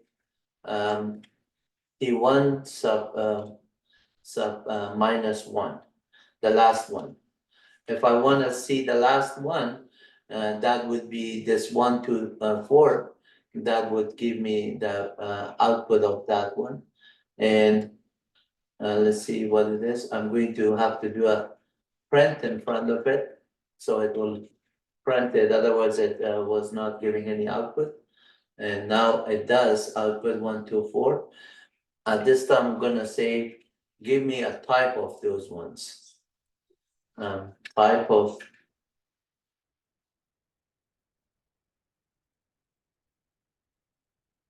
that one, and then it says a list. So this is how you could find out this part is a list. But -2 is not a list, is a tuple. So if I say, give me the 2 and 30, and then get the type of those two, it says it's a tuple. And then here I could have also said F and then code here, and then start this one within the type, all of them, with this, and then comma, or maybe this, and then say the actual type. So I could say, give me T1 sub -2. T1 -2, that would print out the actual list. Let's see what is, yeah, so when I started here, I have to close it with the single quote, otherwise syntax error. Now it is good. So this is tuple, and then 230 is the value. If I just change this -2 to -1, and then this one to -1, now I should get the result of 1 to 4 as a list, and then the type as a list. So a type is list, and that is there. And so this is very cool, and that Python automatically sees whatever, whether it's a list or tuple, and what is the data type and everything. So now we have defined a tuple. Let's just create only a tuple here. Only a tuple. I'm going to just do only a tuple. This is not a tuple. This is a string. Print type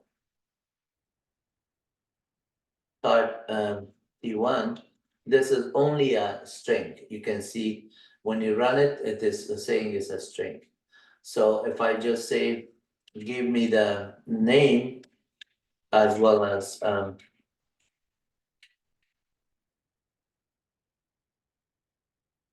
you could say and this as well as comma and then T1 and then close it.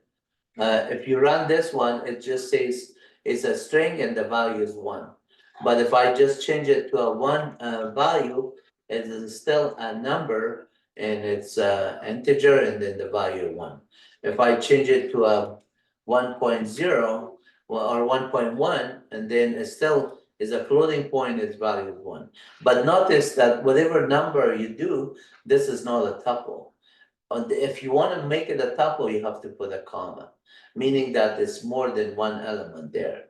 A tuple is usually at least 2 elements. So that's why you need a comma there. Now it's a tuple, even though it has only one element, sub-0, as a sign, sub-2 is not, and then sub-1 is not, and then now I have 2 elements. And then I could just get the elements there. And then if I just put a for statement, say for item in T1, go ahead, print them.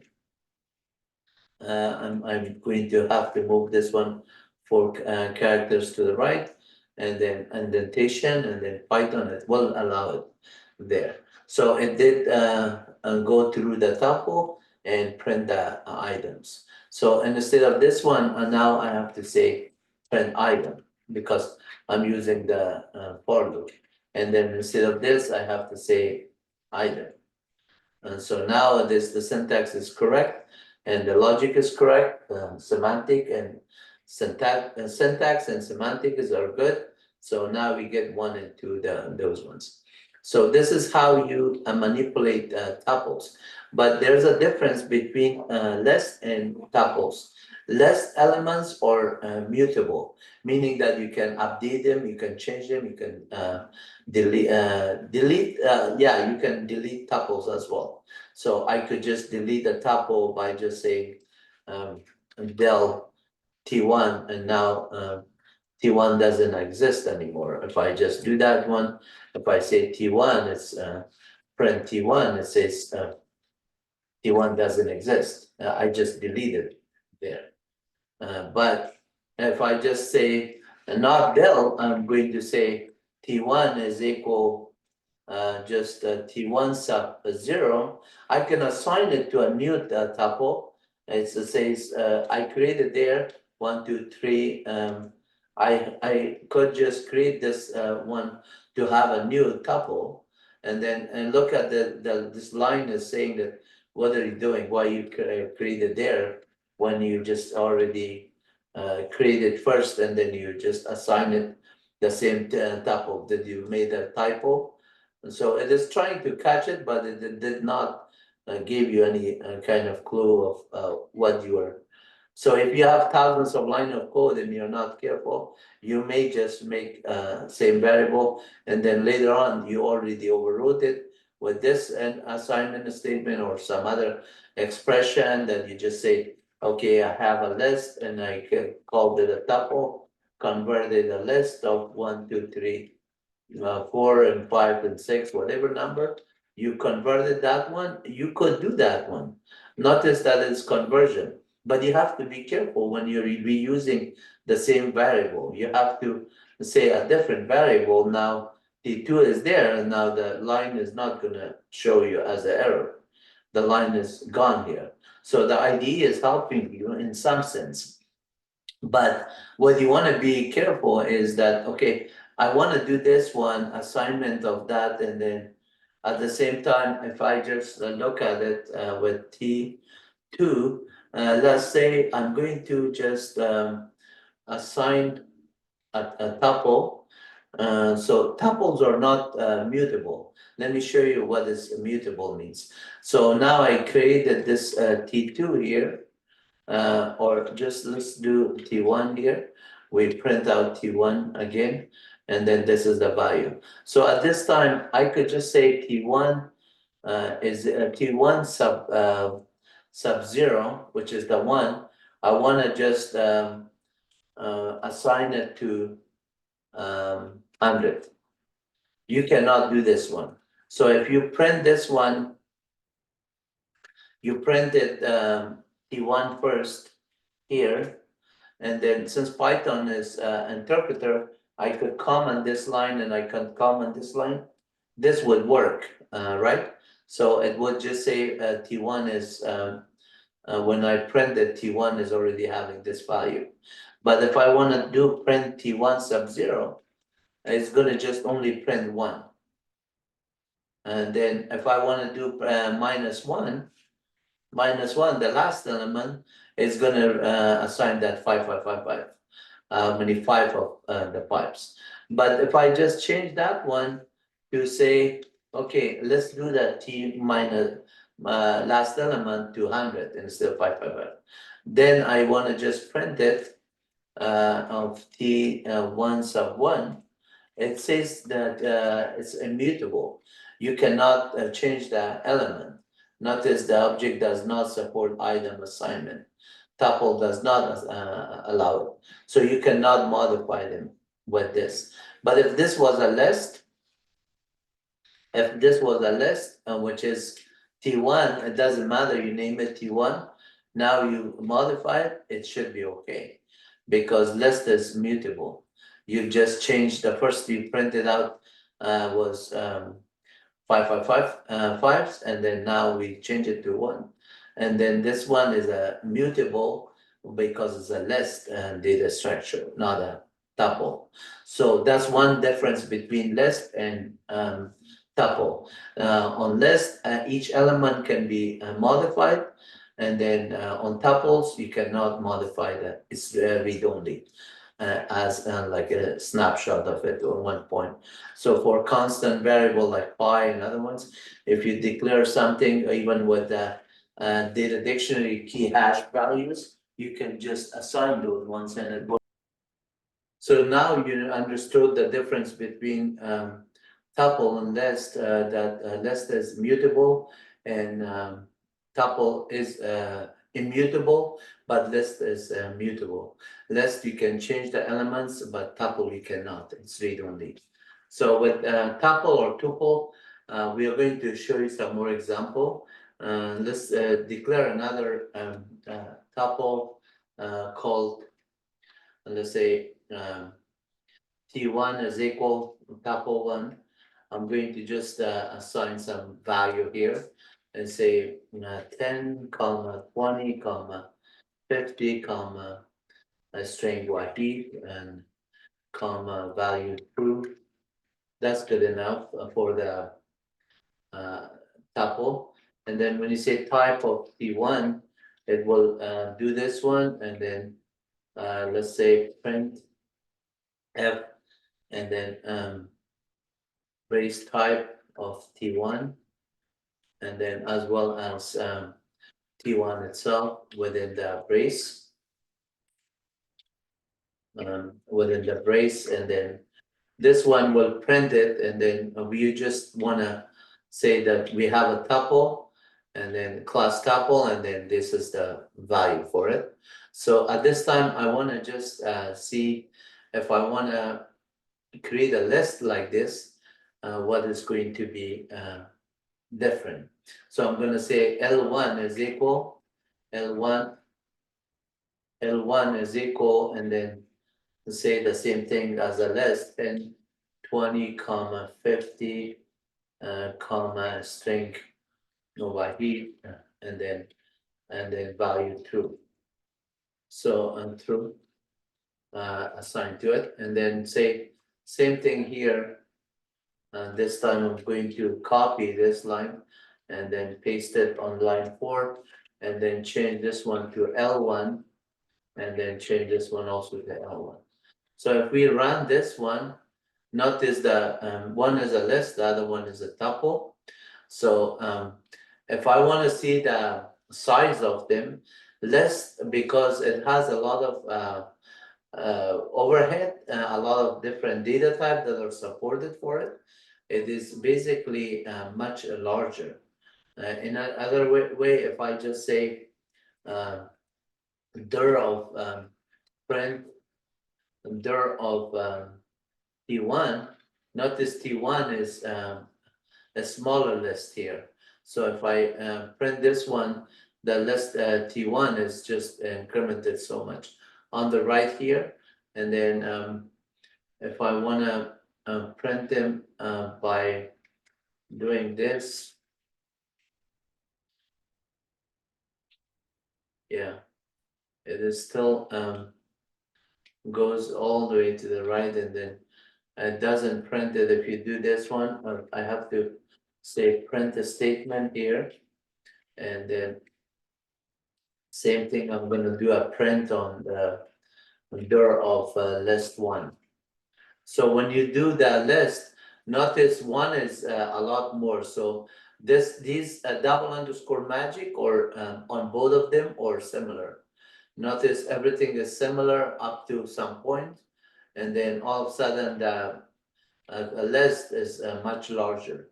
The list of methods that are available for list is much larger. So if I just move this thing up a little bit, you can see. Let me move this one down.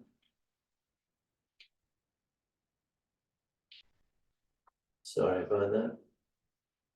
Right here. So if I just have this list and this element, you can see here after and this index is the last one, but notice on the list is a lot more reverse and sort and all the things that you can do with the list.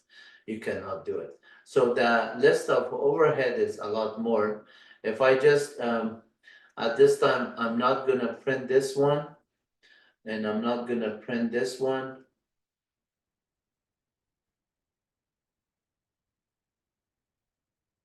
And I don't need to print the two lists. So let's just do this. And then for instead of one of them, I'm going to have these two lists. And then when I run this one, it just shows the last one element. So at this time, let's just do some size of. I'm going to see how much storage for each element it takes. So I'm going to do import a sys module, and then the sys module, whenever you import, it's better to write on the top of your code rather than somewhere that is you don't know how many times you load it. So you can also refer to it easily.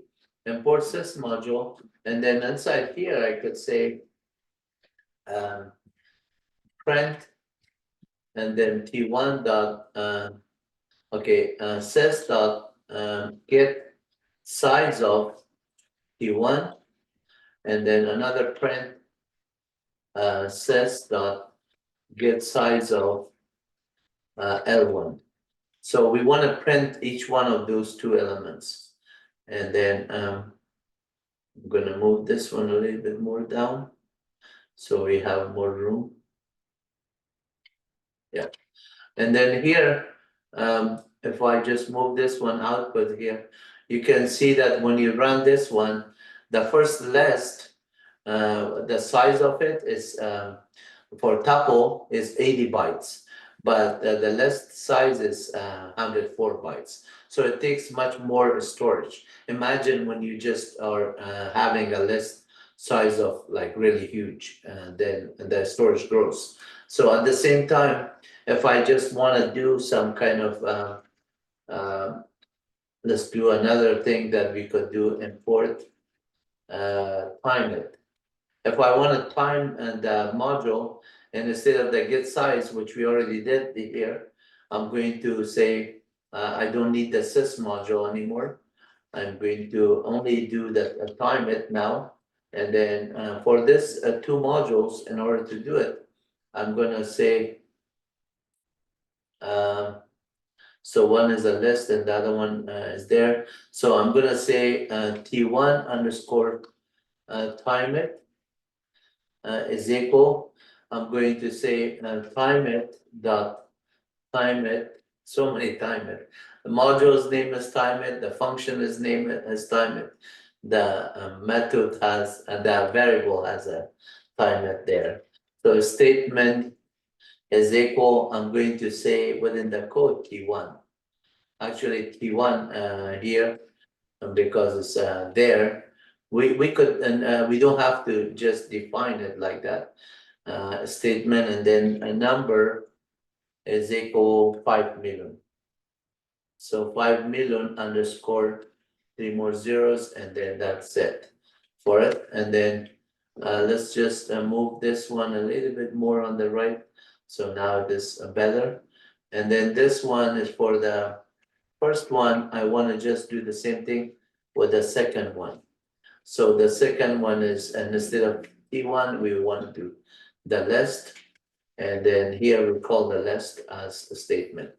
And this statement has to be within the double quotation for the time it function to understand. If it doesn't understand it, I will have to change that one here. Then I'm gonna say print T1 underscore time it, and then followed by print L1 underscore time it. So we see the difference in performance, which one is faster. So if we just run this code here, now the thing that I was complaining about the statement, it is not understanding. So I'm going to remove this T1 here, and I don't need to declare it here. I could just say Control X here, and then instead of this one, I double quote, and then I put that tuple here. And similarly, I could do the top array here. The second one is equal, and then I could put double quote and then this. But this time I'm going to make this one a list, and then just change this list. Then I'm going to remove this line.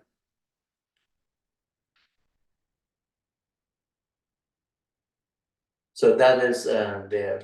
In order for you to see everything, I could just make this list a little bit smaller.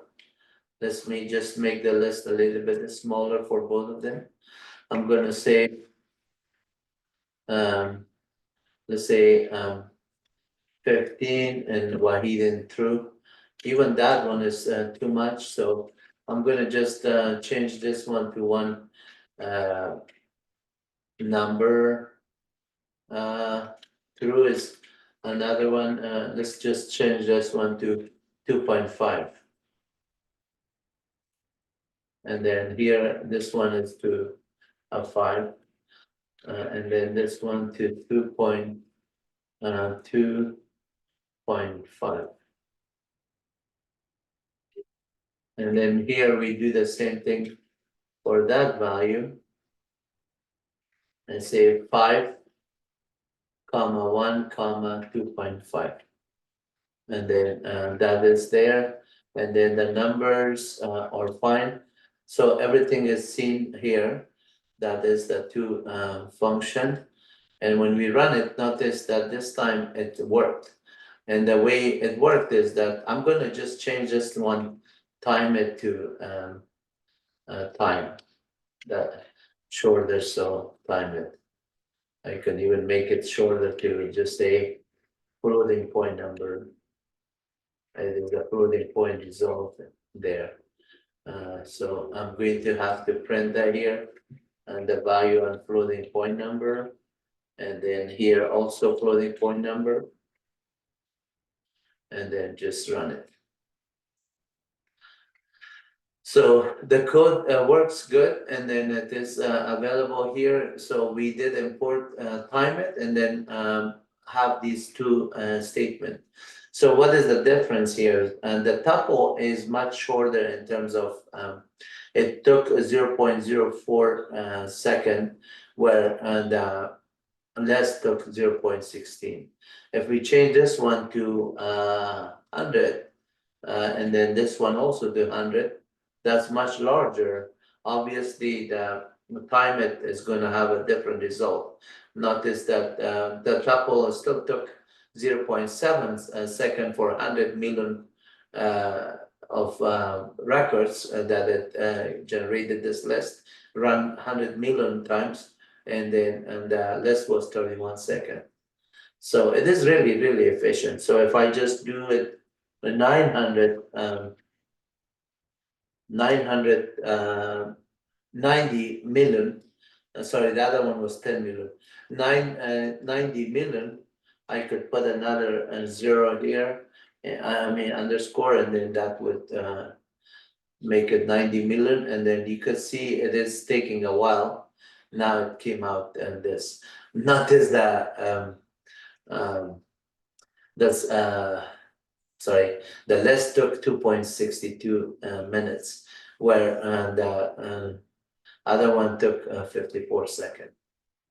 So it does make a difference when you do that with your code performance. So tuple is much faster in that sense because of this overhead. So we proved that one between the two. Let's talk about data dictionary. I'm going to just exit out of this one, say, yeah, go ahead, exit. And then I want to do data dictionary on something else, or using PyCharm or something. So what happened to Visual Studio Code when we install it? So if I just go here, say which code, we install it through the IDE, and then now it's available. You can run it here, say open it, it will just open it for you here. Or you could just say close it here, and then close this one, and then you say which code. You could just type in code here. Since I'm on this directory, I could say code here and then just open it here. Again, with the code is similar there, and that you could just do some of the work that you want to do. So I'm going to just, if you want to just use the code I showed you on the other session, I have to actually install the extension. So when you click on the extension here on the code, you are going to just get Python, and then you click on install here, the Python extension. If you do C++, obviously you do C++ extension, and on the other IDs related to and that one. This one is installing. Then you can look for like C++, Jupyter. You could even install Jupyter here. That you could just get it there. But from the command line, you could also use Jupyter to install it there. Visual Studio Code is pretty good. It has like Vim also. You can install Vim to get with Visual Studio Code. So if you're like me, just know Vim, you can apply all the syntax of Vim, and so Visual Studio Code. And then the whole project, you can just open a folder. You can start off writing your code. So at this time, I have only on that PyCharm directory here, and then this is there, and then the hello world I think was there, but hello world is not highlighted right now. Maybe I have to just say open this one and then go inside here, and then no, I don't trust. Yes, I do trust. So you have to trust the code, and then now you go there and hello world is there. And then when you run it like this, it's going to run, and then the command is going to be executed with Visual Studio Code here. At the same time, on Visual Studio Code, if you just go under the terminal, there's a part of the view here. On the view, you could just say, change the font size and other ones. Somewhere here, let me just see, explore appearance. Under appearance, you can see they're hiding it everywhere. Every time you have to search for it. So under appearance, and then you say somewhere here says increment the size, like zoom in here. Control plus equal sign also does that one. So control plus is also incremented for you. Control plus, it's incremented for you, and then you could just do the size that you want, and this resize it, and you move this one here. Now it's a very nice interface. Here on the terminal, notice that you're on the terminal. You can also do command line terminals. So as you are looking at your code, let me just move this one. You could also say cd. This directory is really huge, so that path is always there. But if you say ls minus l start.py, you can see the name of the Python program. You could say Python and then hello world.py. You could just execute it there as well. Or you could just say cd to root partition here. CD to root partition here, and then or CD to home directory, and you could be on your home directory. And then every command that you could do on the Unix, you could type in on the terminal here.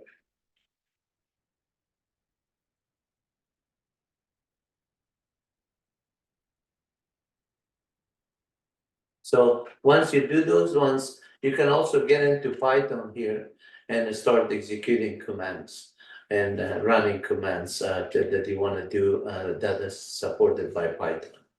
And so if you want to create a list or a tuple or anything, you could do that one. It's not a problem. If you just say for statement for item and a range of 100, say, for item and range of 100, and then you have to put a colon separator to get the next line, print item. You could do all kind of calculation, formulas and everything. I'm not gonna do that one because I need to cover the data dictionary here, but I'm showing you these features that are there. Output is there, terminal is there, and then problems if there's any problems in your code. And this is very cool stuff here. If you just are done with it, you could close it here. And then at the same time, let's do JupyterLab. So if I say which Jupyter is not there, so I could say install it. In order to install it, I have to do a couple of issues. On usually you say pep install Jupyter dash lab or JupyterLab or Jupyter-Lab. But notice it says that in order to do that one, you have to do apt install this. On Debian, they changed it, so you have to do, if I do Jupyter-Lab, it's going to say the same thing. So in order to do that one, you have to do sudo apt install in Jupyter first to install Jupyter.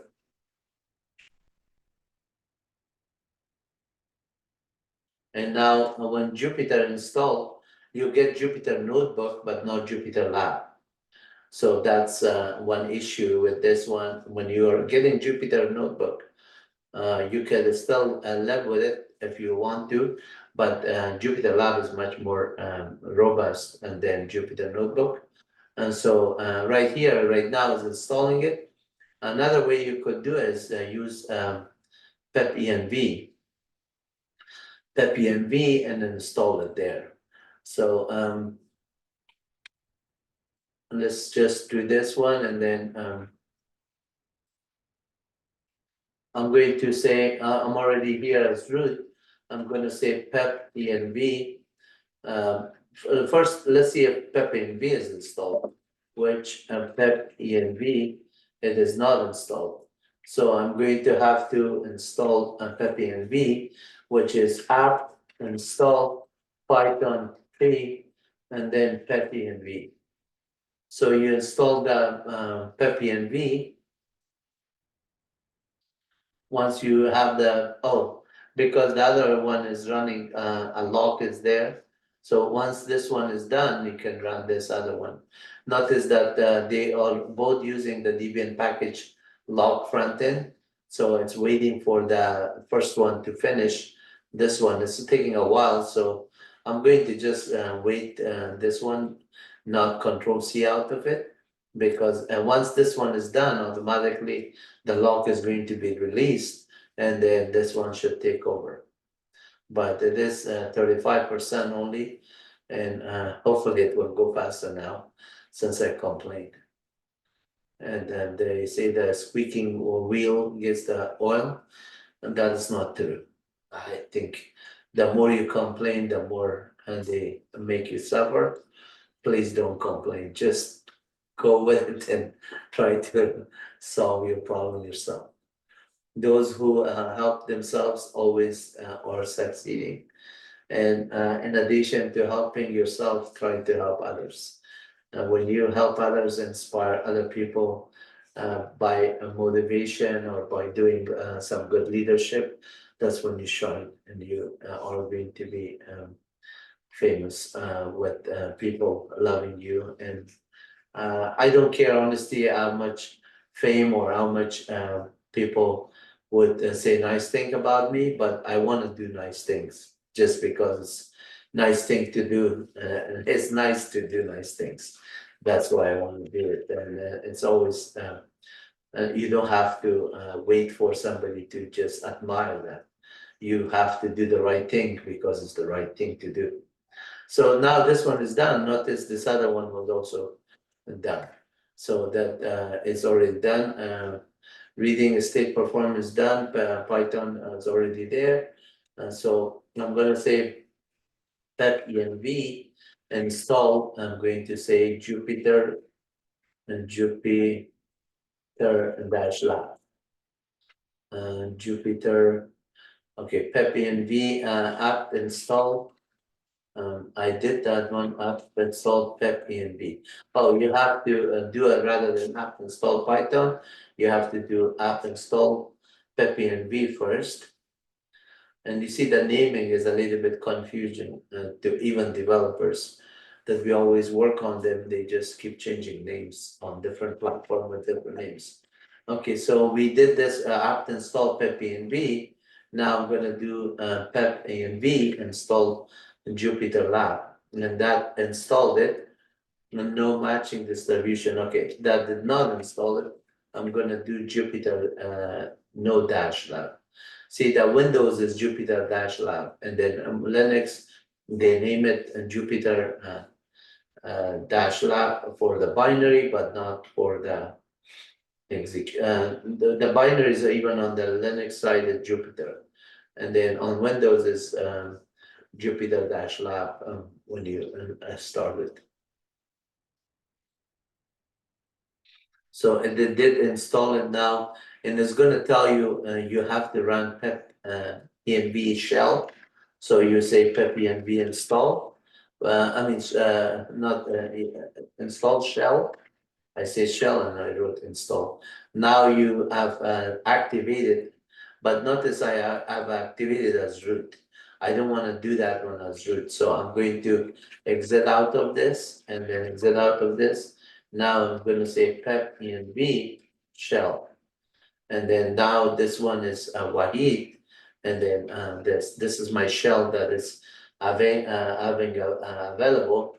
Then I could say Jupyter space lab, and it's going to Jupyter lab, Jupyter dash lab, Jupyter dash lab. Okay, so there's some confusion. I already have a good documentation here that I did from this site, and let me just look into it. Control plus, the credit goes to this site for having this pep install JupyterLab. I did that one, and then I started the shell, and now I pep and shell, pep-env shell, and then pep-env there, and then Jupyter-Lab. I think I did that one. So in JupyterLab. Okay, maybe because of my environment. Color screen, which Jupyter with Jupyter dash lab is not there.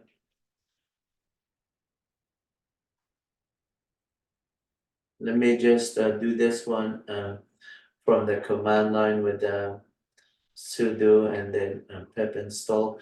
Oh, I just created that one with the root, and then this one is I did it with a regular command. So pep env install JupyterLab, and then pep env shell, pep env install JupyterLab. So clear screen, pep env install JupyterLab. Now this one is doing it as regular user. The other one I did it as root. So my environment pep-env might have not created the right environment, but unfortunately I did it with the root. So the logging might cause an issue, might not. Installing dependency from pep file.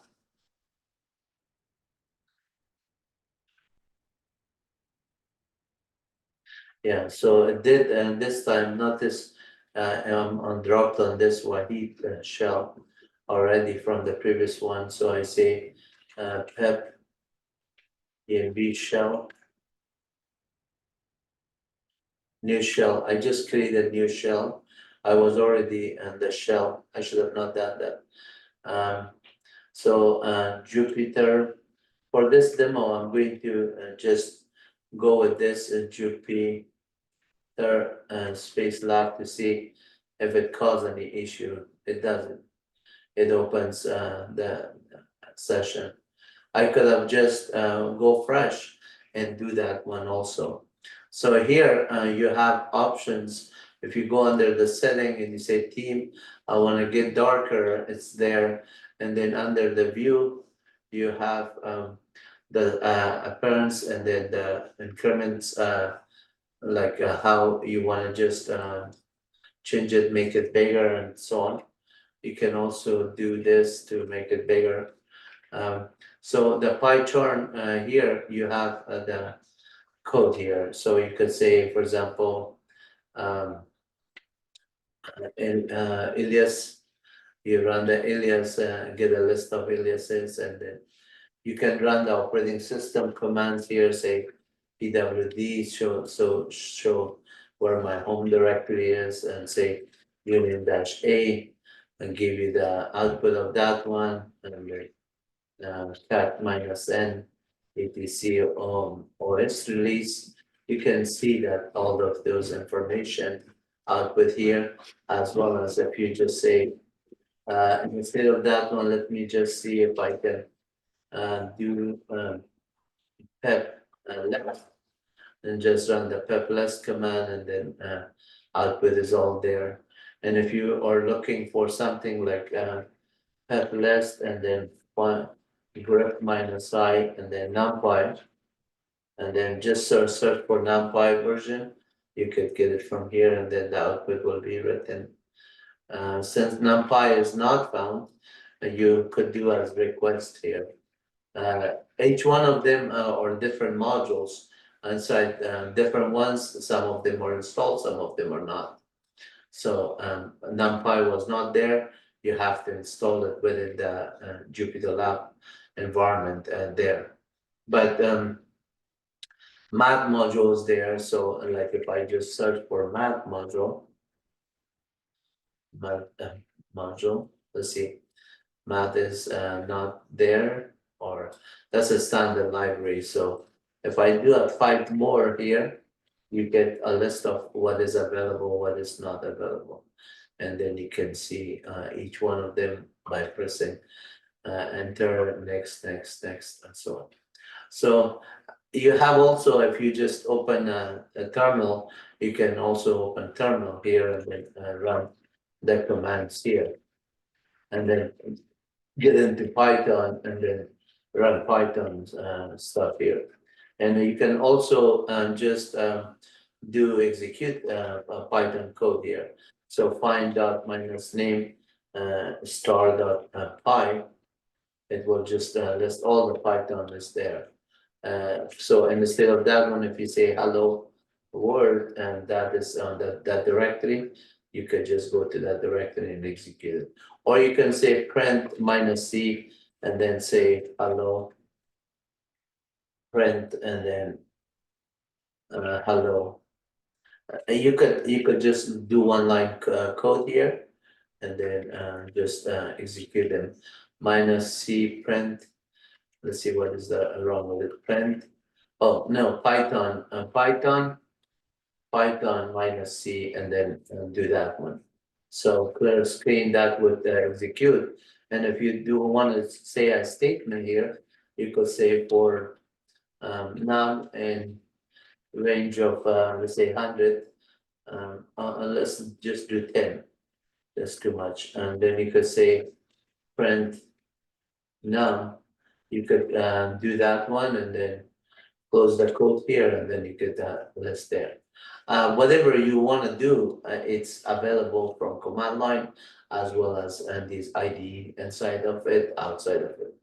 So if you close this one, you can come and mark down on the JupyterLab, and then just whatever number of pound you just do on the markdown, it will just say this, and then highlight it based on the number of markdown. So when you save it, you run it, it's there. The other thing is, like, for example, if you just open here, there's other things like text file and Python programs and so on. You have all of that one. But if you want to just open a cell, here you could just do whatever you want to do with less creation, Python scripts, and I have done a lot of videos already. I'm not going to go through the entire JupyterLab for this, but it is available for you. It's really cool. So JupyterLab works this way too. And then if I just close it here, Control C out of it. Next time I come in, say yes, close it. And let's say I close all of this one. Every session, I just open a new terminal here. I say open terminal, and now if I just say which Jupyter is there, but the JupyterLab is not going to work like this. It says you only can run notebook. So notebook will open, and then you can just do the same thing that you did with this cell. So if I say new here and create a Python interpreter, now I have notebook here. And then similarly, with the commands that you did with the JupyterLab, you could do with this, and then you could do one bang or two bang. It is all there, and they could do import math module as m, and then say print square root of m dot the square root of 100, and just that's gonna return 10. You could just get that one, and then if you say print to the power of, and then say m dot tau, that's to the power of 10, that's 1024, and then you get to get that value there. So this is also available for you, but in order to get to JupyterLab, you have to do this again. You say, get it to your pipenv shell, and then once you have that one, now you say JupyterLab. Because we installed JupyterLab, now we're on the shell, we can just do that. So this is how you get into the shell, and then you could just say, yeah, select Python interpreter. Here you could say ls magic, desktop magic. You could see the cell magic and line magic. Each one of them you could do. You could even do bash scripting and Python, different version of them, depending on which one you want. You can do Ruby, you can do HTML and SSH, bash, and so on. So if I just say double percentage here and say bash, and then say for I and then say sequence of 10, then I'm using the backtick here for the sequence, and then say do echo $i done. So now I run this code here, I get the numbers here. If I want to just do this one a different syntax, I could say $, and then here I could say sequence of 5, and then I could say here do I and say let's say I say hello 5 times. I say $I colon hello world. And then now this time it's going to run the same code from I equals 0 to 5 times.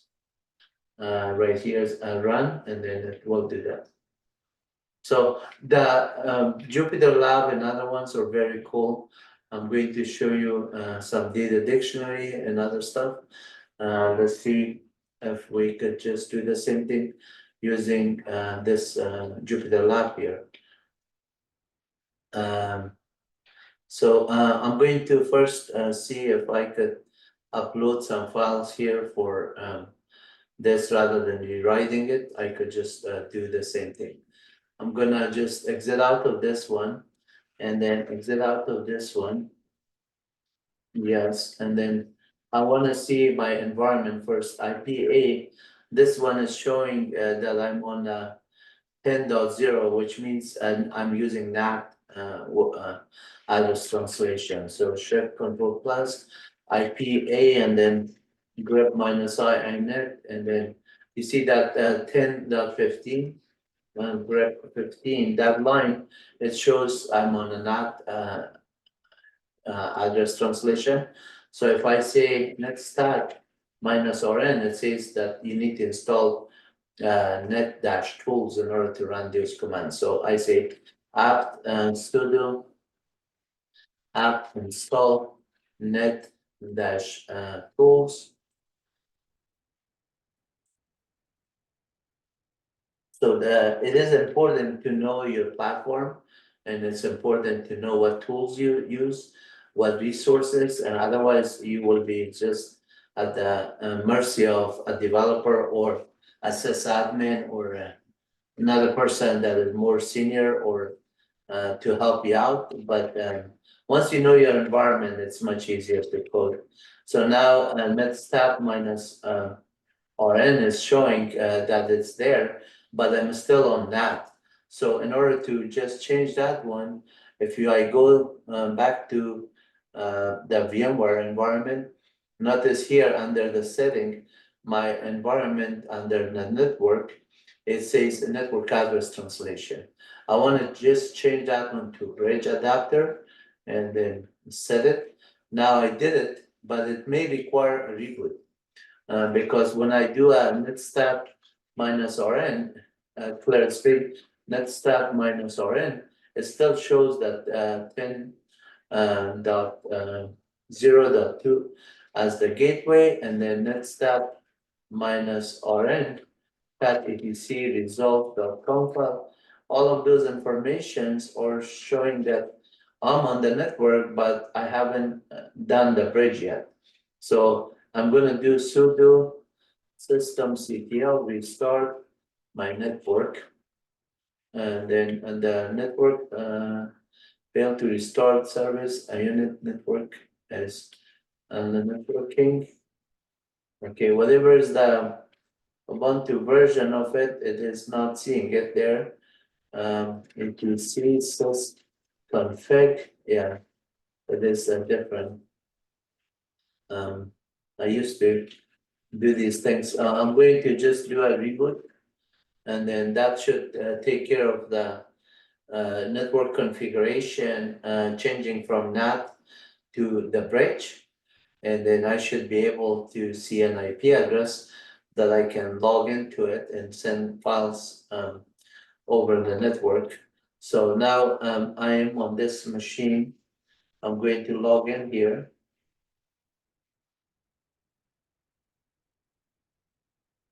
Okay, so you can see here, I open a terminal. I am going to just resize it a little bit more. You can see it clearly now. CD and clearing screen. Let's start minus RN. Notice that it shows that I'm on the gateway and .254.254 subnet. So if I look at that one, and that means IP A grep minus I 192, that one is also available for me on this 206 IP address. So if I just want to send some files here, all I need is say this is the user ID-UN is Wahid at this host, and at this home directory, I want to send the files here. So I'm going to make a directory called here, make their programs, and then go to programs, and I'm gonna create a directory called Python, make their Python. So that's a directory here, and then I want to send the files here. There's no files here yet, but I'm gonna send all of it, and it's right here. Okay, so at this time I have 0 files there, but I'm going to go to the command line, and then let's go to and the last chapter, chapter 14. 14 is my this is chapter 14 is object oriented. I think chapter 9 is data dictionary. I need to cover data dictionary also. So the data dictionary, there's some files here with data dictionary. I only want to send the .py files. So I'm going to say is copy star.py. Wahid is the username. At hostname is 192.168.254.206. That was the host name and the home directory. Wahid programs Python, and then just send it there. It's gonna prompt me for the password connection refused. Connection refused because that host is not listening to port 22. When you use scopy, it is using port 22, so I have to enable 20 SSH here. If I say ps minus grep minus ISH, it's not running as a secure shell daemon. So I'm gonna do sudo apt install SSH. First I install it, so I have it there. Then I enable the service. Now I installed it. It is really fast on the installation part. Should be quick, like less than a minute, maybe 20 seconds. So now it is done, and then which SSH is there. So I say systemctl enable SSH. I enable it and I have to type in my password as root because I did not do a sudo in front of it.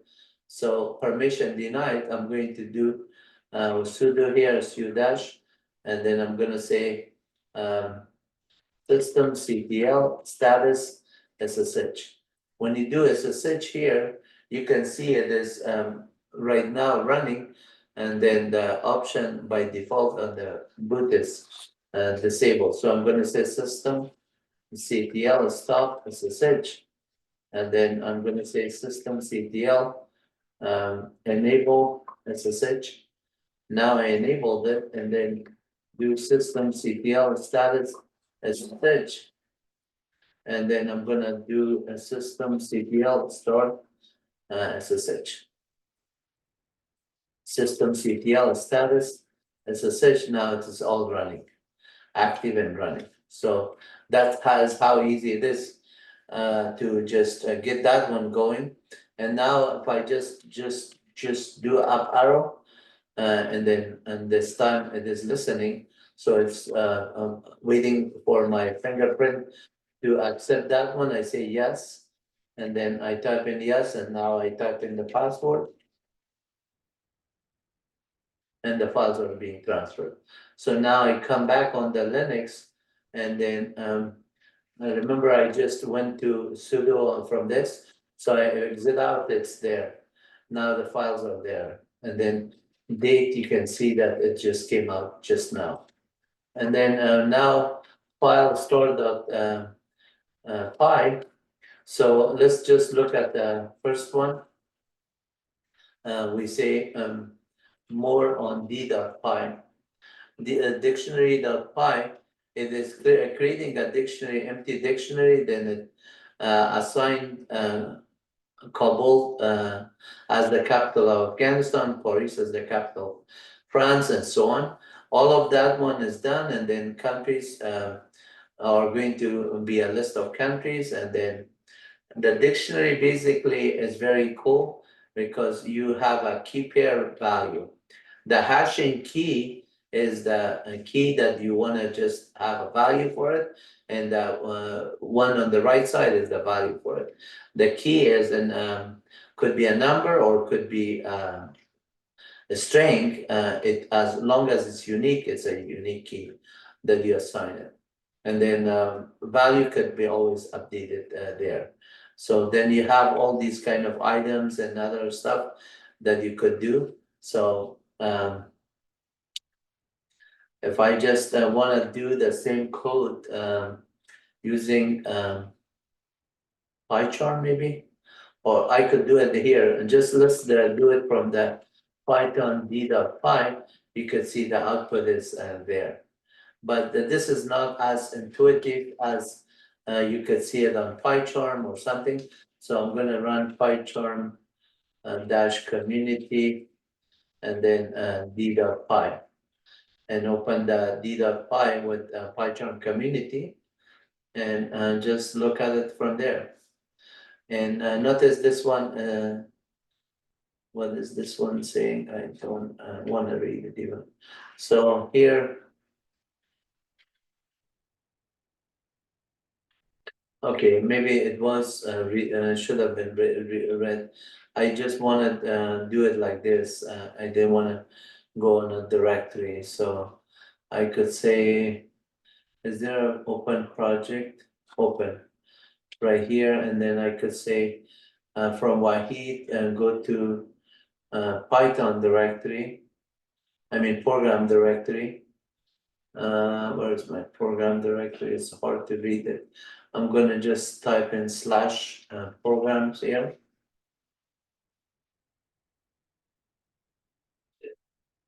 Yeah, trusted, and then that directory was open, and then inside there is a Python directory, and inside the Python I have these dictionaries. So if I just open this one, it opens the d.py, and this is the code here. So notice that this is really cool, and because we want to just get the items for each one of them and get the data there. So if I just want to run this one, the output obviously is going to show here with all of that one, but that's too much because I just want to show you one by one for this one. And so let's see if we could just take some lines out and then show you some other lines. And so I'm going to just say,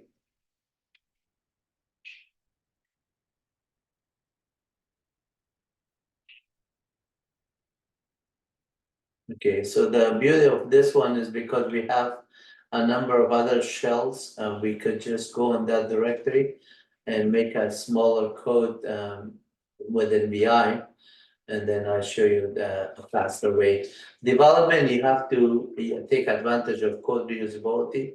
With PyCharm ID, obviously you could do it, but that's not some IDE that I use on a daily basis. Occasionally I use it and I just wanna do it through Vim much faster. So here I'm going to be on this directory. I'm gonna say copy d.py to d1.py. Now I made a copy of this one. I could have just gone Vim and say file save as d1.py and work on that one. And then now d1.py is here. I could just say open this one and then just modify it here. And then since I'm not interested on this, too many lines of code here for this for statement and everything, I want to see if this list and that list is doing me any favor to just work on one list. In fact, I just don't need to this D1 stuff. I don't want to do anything here. And then for K1 and capitals, the items, okay, this is good enough. And then I'm going to delete this two line also. I don't want to do that. So now I have some code to look at it, and then you can see here the output is pretty easy to read here. So d1.py, this is the entire dictionary, and then for key pair value later on I printed each key and each value, and that is the result of this statement. So if I don't want to print the entire thing, that is good enough, and then here and just run it and then see the key pair value here. Afghanistan is Kabul and France is Paris. And this code for this one about items. So if I just want to get only the items, I could get the items, but if I just want to say keys there, then I could just say for keys and this and just print the key. Key is equal, actually just say print key. This would be short for that, and then now I only get the value of them in keys. Print key for keys.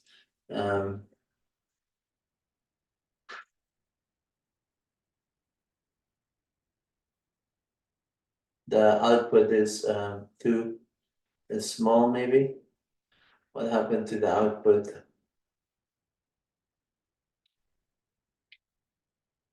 I think it's hidden somewhere on this thing.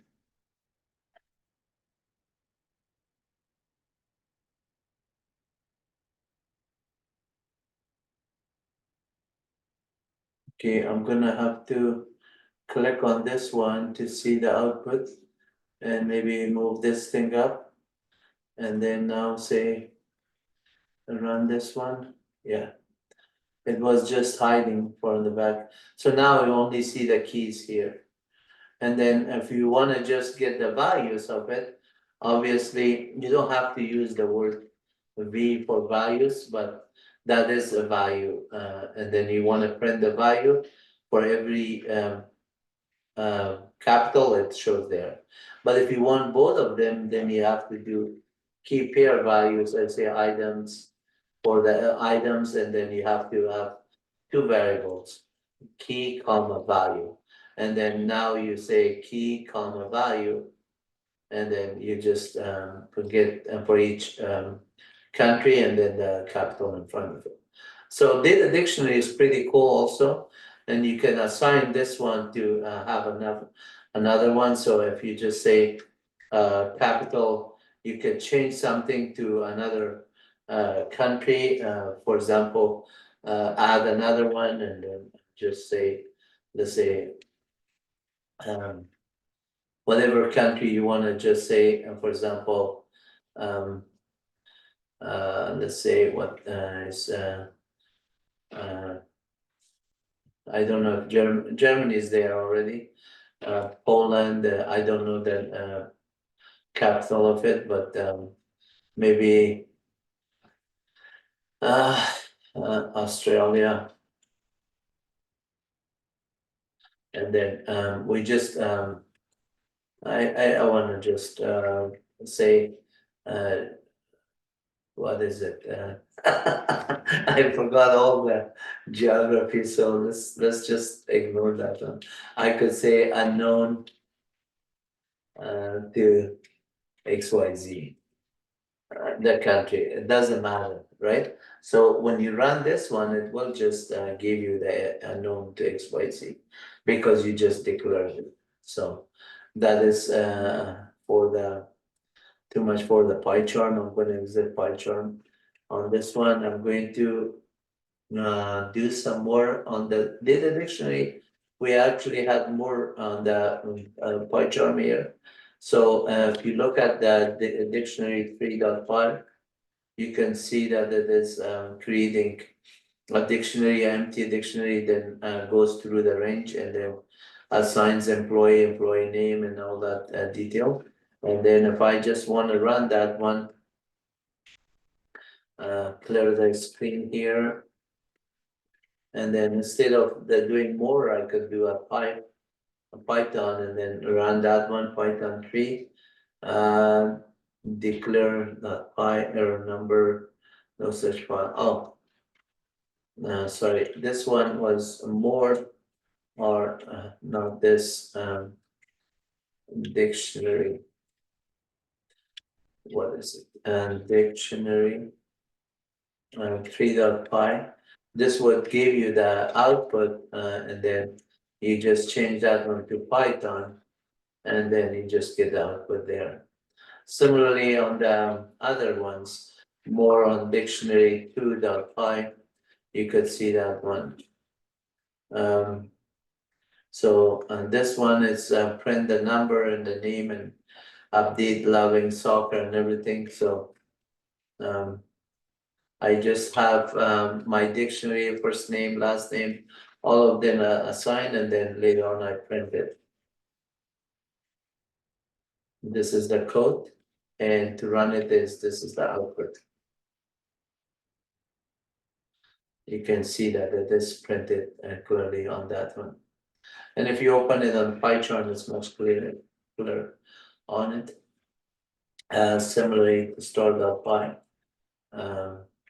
I'm gonna close this one, open the terminal a little bit smaller so you can see the entire code here. Open terminal and then I'm gonna do one time increment and then make this screen much bigger. And then go to the directory programs, Python, clear screen, and this one is install.py. And then so if I say dictionary 1.py clear more dictionary 1.5, you could see that is the code. If you just do clear and then do a semicolon cat minus n, then this one is going to give you by line number. So you can see that all the code in the line number 1 is a common, line number 3 is common, it's a Python code. You could do this is a syntax for any Python there. Usually you want to just do that one, something like changing this one, then this, you could say shebang, user ben env Python 3. This would just make sure that Python 3 interpreter gets loaded and run the code here. So whenever you run this one, if dictionary 1.5 is executable, which is not, if I just run like this, dictionary 1.5 is going to say permission denied. But if I say change mode 755, the dictionary 1.5, now it is executable. And I run this one, it will execute it. So there's some issue with the Python 3 because of the new line character. So when you add that one, somehow it did not understood it because cat minus EA, when I added that one, you can see that there's a lot of control M characters since this file was copied from the Windows. In order for me to take care of it, I have to do something like this. I could say set substitute stream editorial minus IE inline expression, and then I say substitute, and then I could say this is the substitute, control V and then control M. Now I just changed control V to control M to nothing, and then globally, and then this. So this syntax, it says that everywhere you see this control M characters and substituted inline in this file and get rid of it to nothing globally. This is the stream editorial. I could have done it inside VI also, but now watch the cat minus EA is not going to have these control M characters anymore. So if I just do that one, the control M characters are gone. So now I can run the code. Since I did this one, now I can run the code with dictionary 1.5 and it will execute fine. So that's how when you were getting these control M characters, it was not getting executed. Whenever you transfer a file from Windows to Linux, you could, on the old days, could run a DOS to Unix utility or Unix to DOS to convert it, and then other syntax that I use with the set command, you could do that set command. It's very useful. The set command is it says stream editorial minus EI. IE means means inline. Inline means you don't have to write it in another file. It will update it on this file. E is expression, and then this is the substitution expression that you want to change it. Okay, so if it doesn't find the control M characters, you're fine with it. It should run like this. It should run like that. And now if I run the dictionary 2, it's going to say permission denied. So now if I say change mode 755 and dictionary 2.5, and then I run it again, it still does not execute because of those control M characters. And now if I just say cat minus EA, notice that there's a lot of control M characters on it. I have to do a dot here to find the file. So the control M characters needs to be gone. You can also use the octal dump command, octal dump minus C to see those control M characters. And the octal dump, they are showing us carriage return everywhere, and that is they use the control M characters.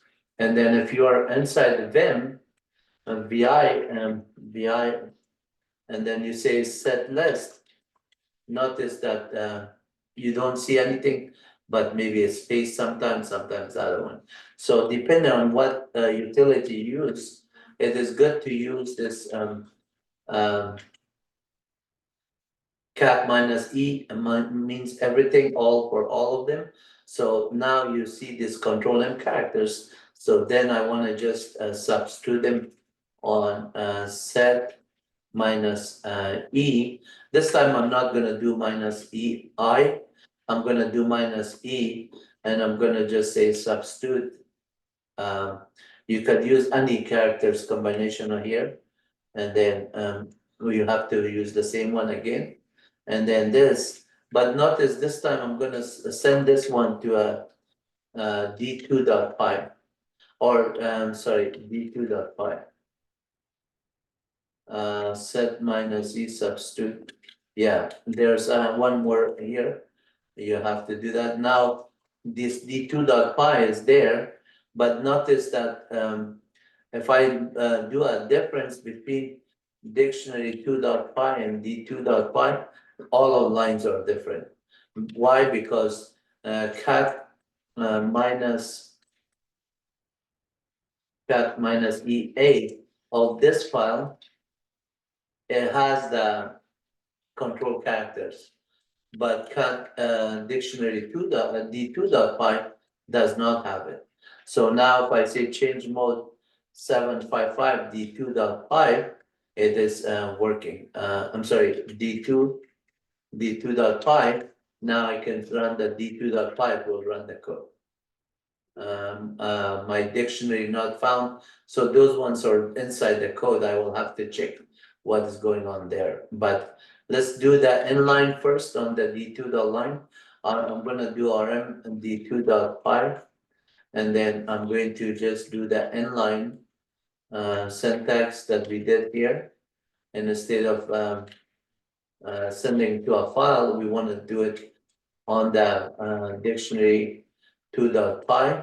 Then vim just to run it dict2.py is going to complain about this line 1 and line 3. So let's modify that one vim dict2.py, and then we say line command not found.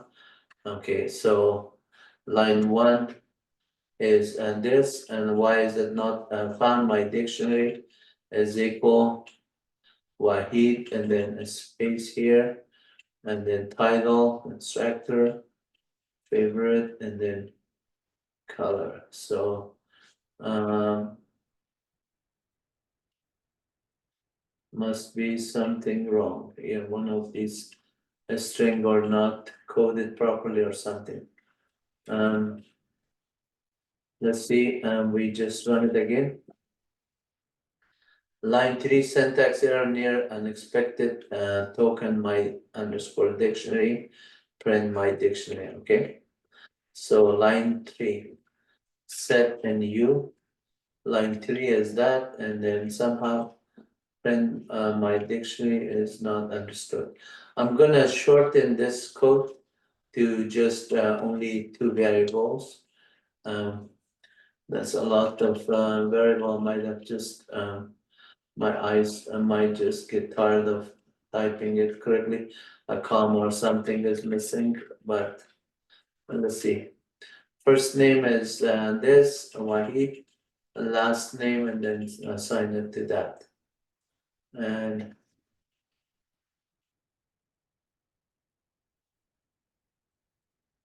okay, still an error. My dictionary command not found.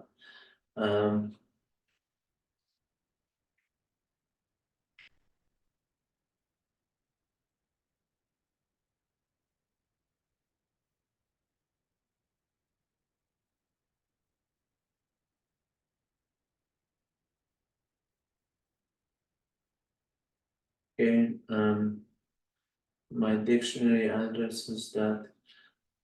So I'm gonna just change everywhere the word my dictionary is used. My underscore dictionary is used to my D for my dictionary, my D.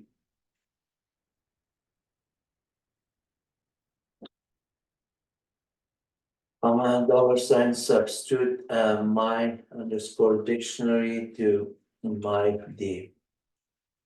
Okay, so I changed those one. Let's see if I still error out with something. It does. Command not found. Okay, align that one. Oh.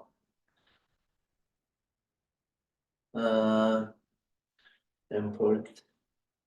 See my and dictionary might be what I. So capital dictionary. Yeah, it looks like we didn't never declare that the my dictionary as empty dictionary, and then we assign it then my then. So I'm gonna just say, oops, sorry. I'm gonna just say here and say my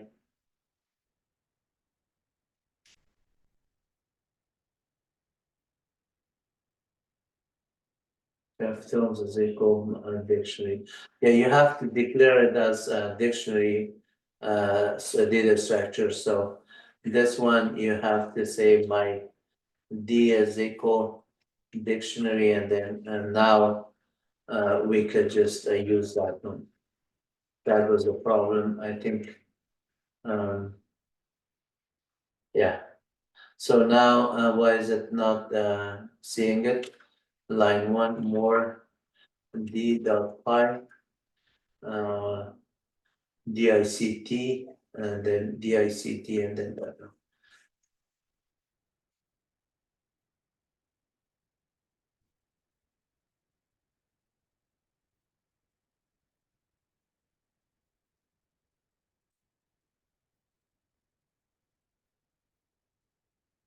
Why is this one not understanding it?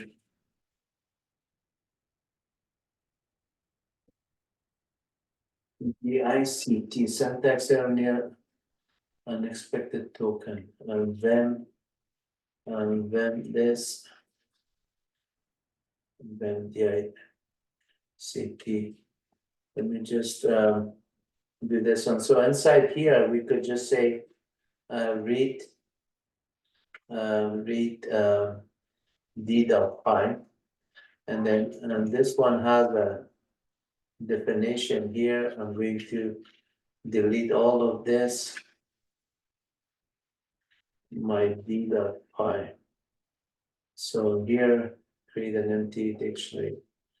DICT.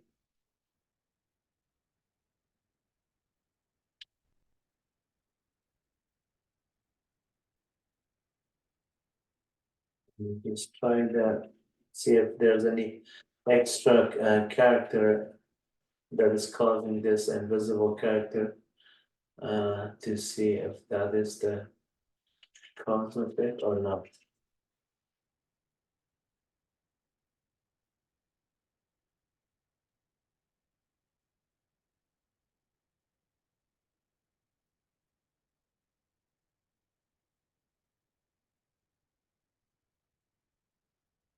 Yeah, it looks like there's some extra character somewhere. Dictionary 2.py and saying cannot execute require file not found. What is the file name? It's not idea. Dictionary 2.py cannot execute require file is not found. Dictionary 2 store.py. This is a strange dictionary 2.py. Okay, and dictionary 2.py, and that file is there. It more and dictionary 2.py. It opens it, and then dictionary 2.py. Yeah, it looks like this line is causing the problem. The first line, I'm gonna say in Shebang, user then env 5.3, and then if I execute it, yeah, that was the problem. So the first line was the problem, cap -n dictionary 2.5. I changed that shebang because that was a Windows syntax, and then I changed it to That's because which env is on the user ben env, which Python 3 is there. So when you say user ben env Python 3, automatically loads the Python interpreter, and then moving forward, it reads the rest of the code and it executes it. So cat -n and dictionary 2.py is there, and then it is executable dictionary 2.py that gives you that output there. Okay, so let's go to object-oriented programming on this one now. On this one, I'm going to also upload some files from chapter 14 here, chapter 14, and then directory here, directory store.py. And then for object-oriented programming, I will first clearly open a PDF file here, .pdf. So you can see, for example, pet.pdf file.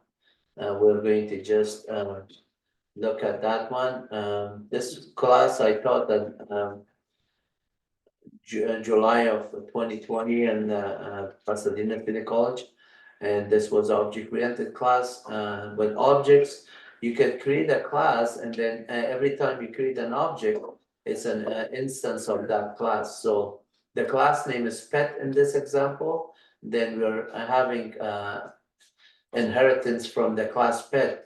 Some of them are instance of dogs, some of them are instance of fish, some of them are instance of cat, and then all of them, depending on the type of object, they could have different kind of attributes and different names, different sizes, different colors, and different way that they speak, and different way they talk, run, and everything. For every object, there are some methods associated, and then the attributes that are attached to the object. So, for example, for a dog, when they bark, they just speak as barking. And then when the cat speaks and says meow. So that's a polymorphism. Object-oriented has 4 paradigms: encapsulation, polymorphism, inheritance, data hiding, and all of that. And so you can just see all of these examples. Please watch my other videos on object-oriented, and then I could just show you some of these examples, whether you do it on Windows or Python, but I could just upload these files to the Python directory. So it's copy star.py to Wahid at same IP address 192.168.254.206:/home Wahid/program/Python, and then just upload it there. I just type in this time, since SSHD is running, I just had to do it faster rather than reinstalling and started and all of that. So in this case, I'm going to go back to the example here. Since I'm right here now, I have more programs with Python. So one of the example is that pet. I believe it's pet.py here. Yeah. So if I say more pet.py, same examples of this one. This bang is an exclamation mark from Windows. I have to convert it. Now we know, and also convert the code to make sure that the code is not having any extra character. So if I say here, let's -l pet.py, it's not executable. If I could say change mode 755 pet.py, notice that now that file is executable, but when I run it, it's going to fail. It fails because of and that does not find the required file there. So I'm going to do ben pet.py, and then I just change this line to shebang user ben env, and then Python 3. That will load the Python interpreter. Then I run the same command. This time it says that there's carriage return on this one. The carriage return, remember that if I did a cat minus EA, since this come from the Windows side, it's all control M characters everywhere. Everywhere it sees the control M character, it says carriage return as Windows, it does not execute it. So I'm going to just convert it with set minus IE inline substitute command, and then control V, control M for the new line character, substitute to nothing globally, and then that's the name. Now it is done. Now I run it. This one, you see that there's no control M character anymore. We just did a DOS to Unix conversion, or DOS to Linux conversion. And then now if I run it, it should run the output, and it gave me the output that it's supposed to give me output. So the code vim.pet.py, and at some point I'm just doing a kind of help on it. Let's see if I just comment this one, the help on cat, and also help on pet on documentation. I commented it out, and now I run it. It is much easier to see that I'm Perkan, and I'm 5 years old, and my color is white, and then all of that one, Jasmine and Simba, I'm 3 years old, and my color is orange. And then you can see that Perkins, Simba, the name of it, Tuna, Bark, Meow, Tuna don't know how to say, and Bark is the last one.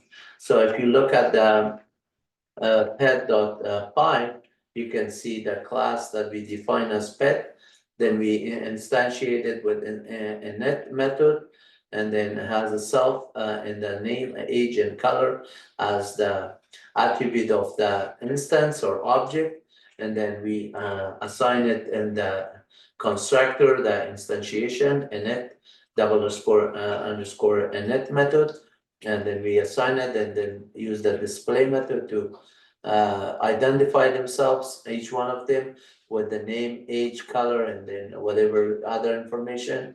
The get name method gets the name of the pet that speaks, depending on whether it's a dog or a cat or a fish, that they speak different languages. So at that time, it's polymorphism, meaning poly means multiple, form, multiple form. So as a human being, sometimes we are happy, we're sad, and a multiple form polymorphism. Similarly, for the language that they speak, pets, they could have multiple forms depending on the object instance. So here you are seeing all the instantiation values, and creating an object cat is like that, creating an object dog is like that. You just pass on the parameters, and you can just do a code reusability. So you write the function once, and you use it many times. I hope you enjoyed this class, and I am done with this one also.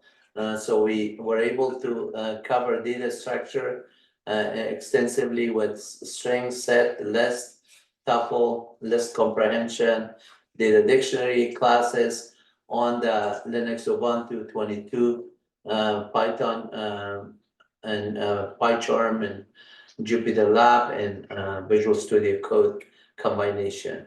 And please make sure that you go to the website and just subscribe and watch these videos, make some nice comments, and that way we can help you further. And God bless you all. Take care. Bye-bye.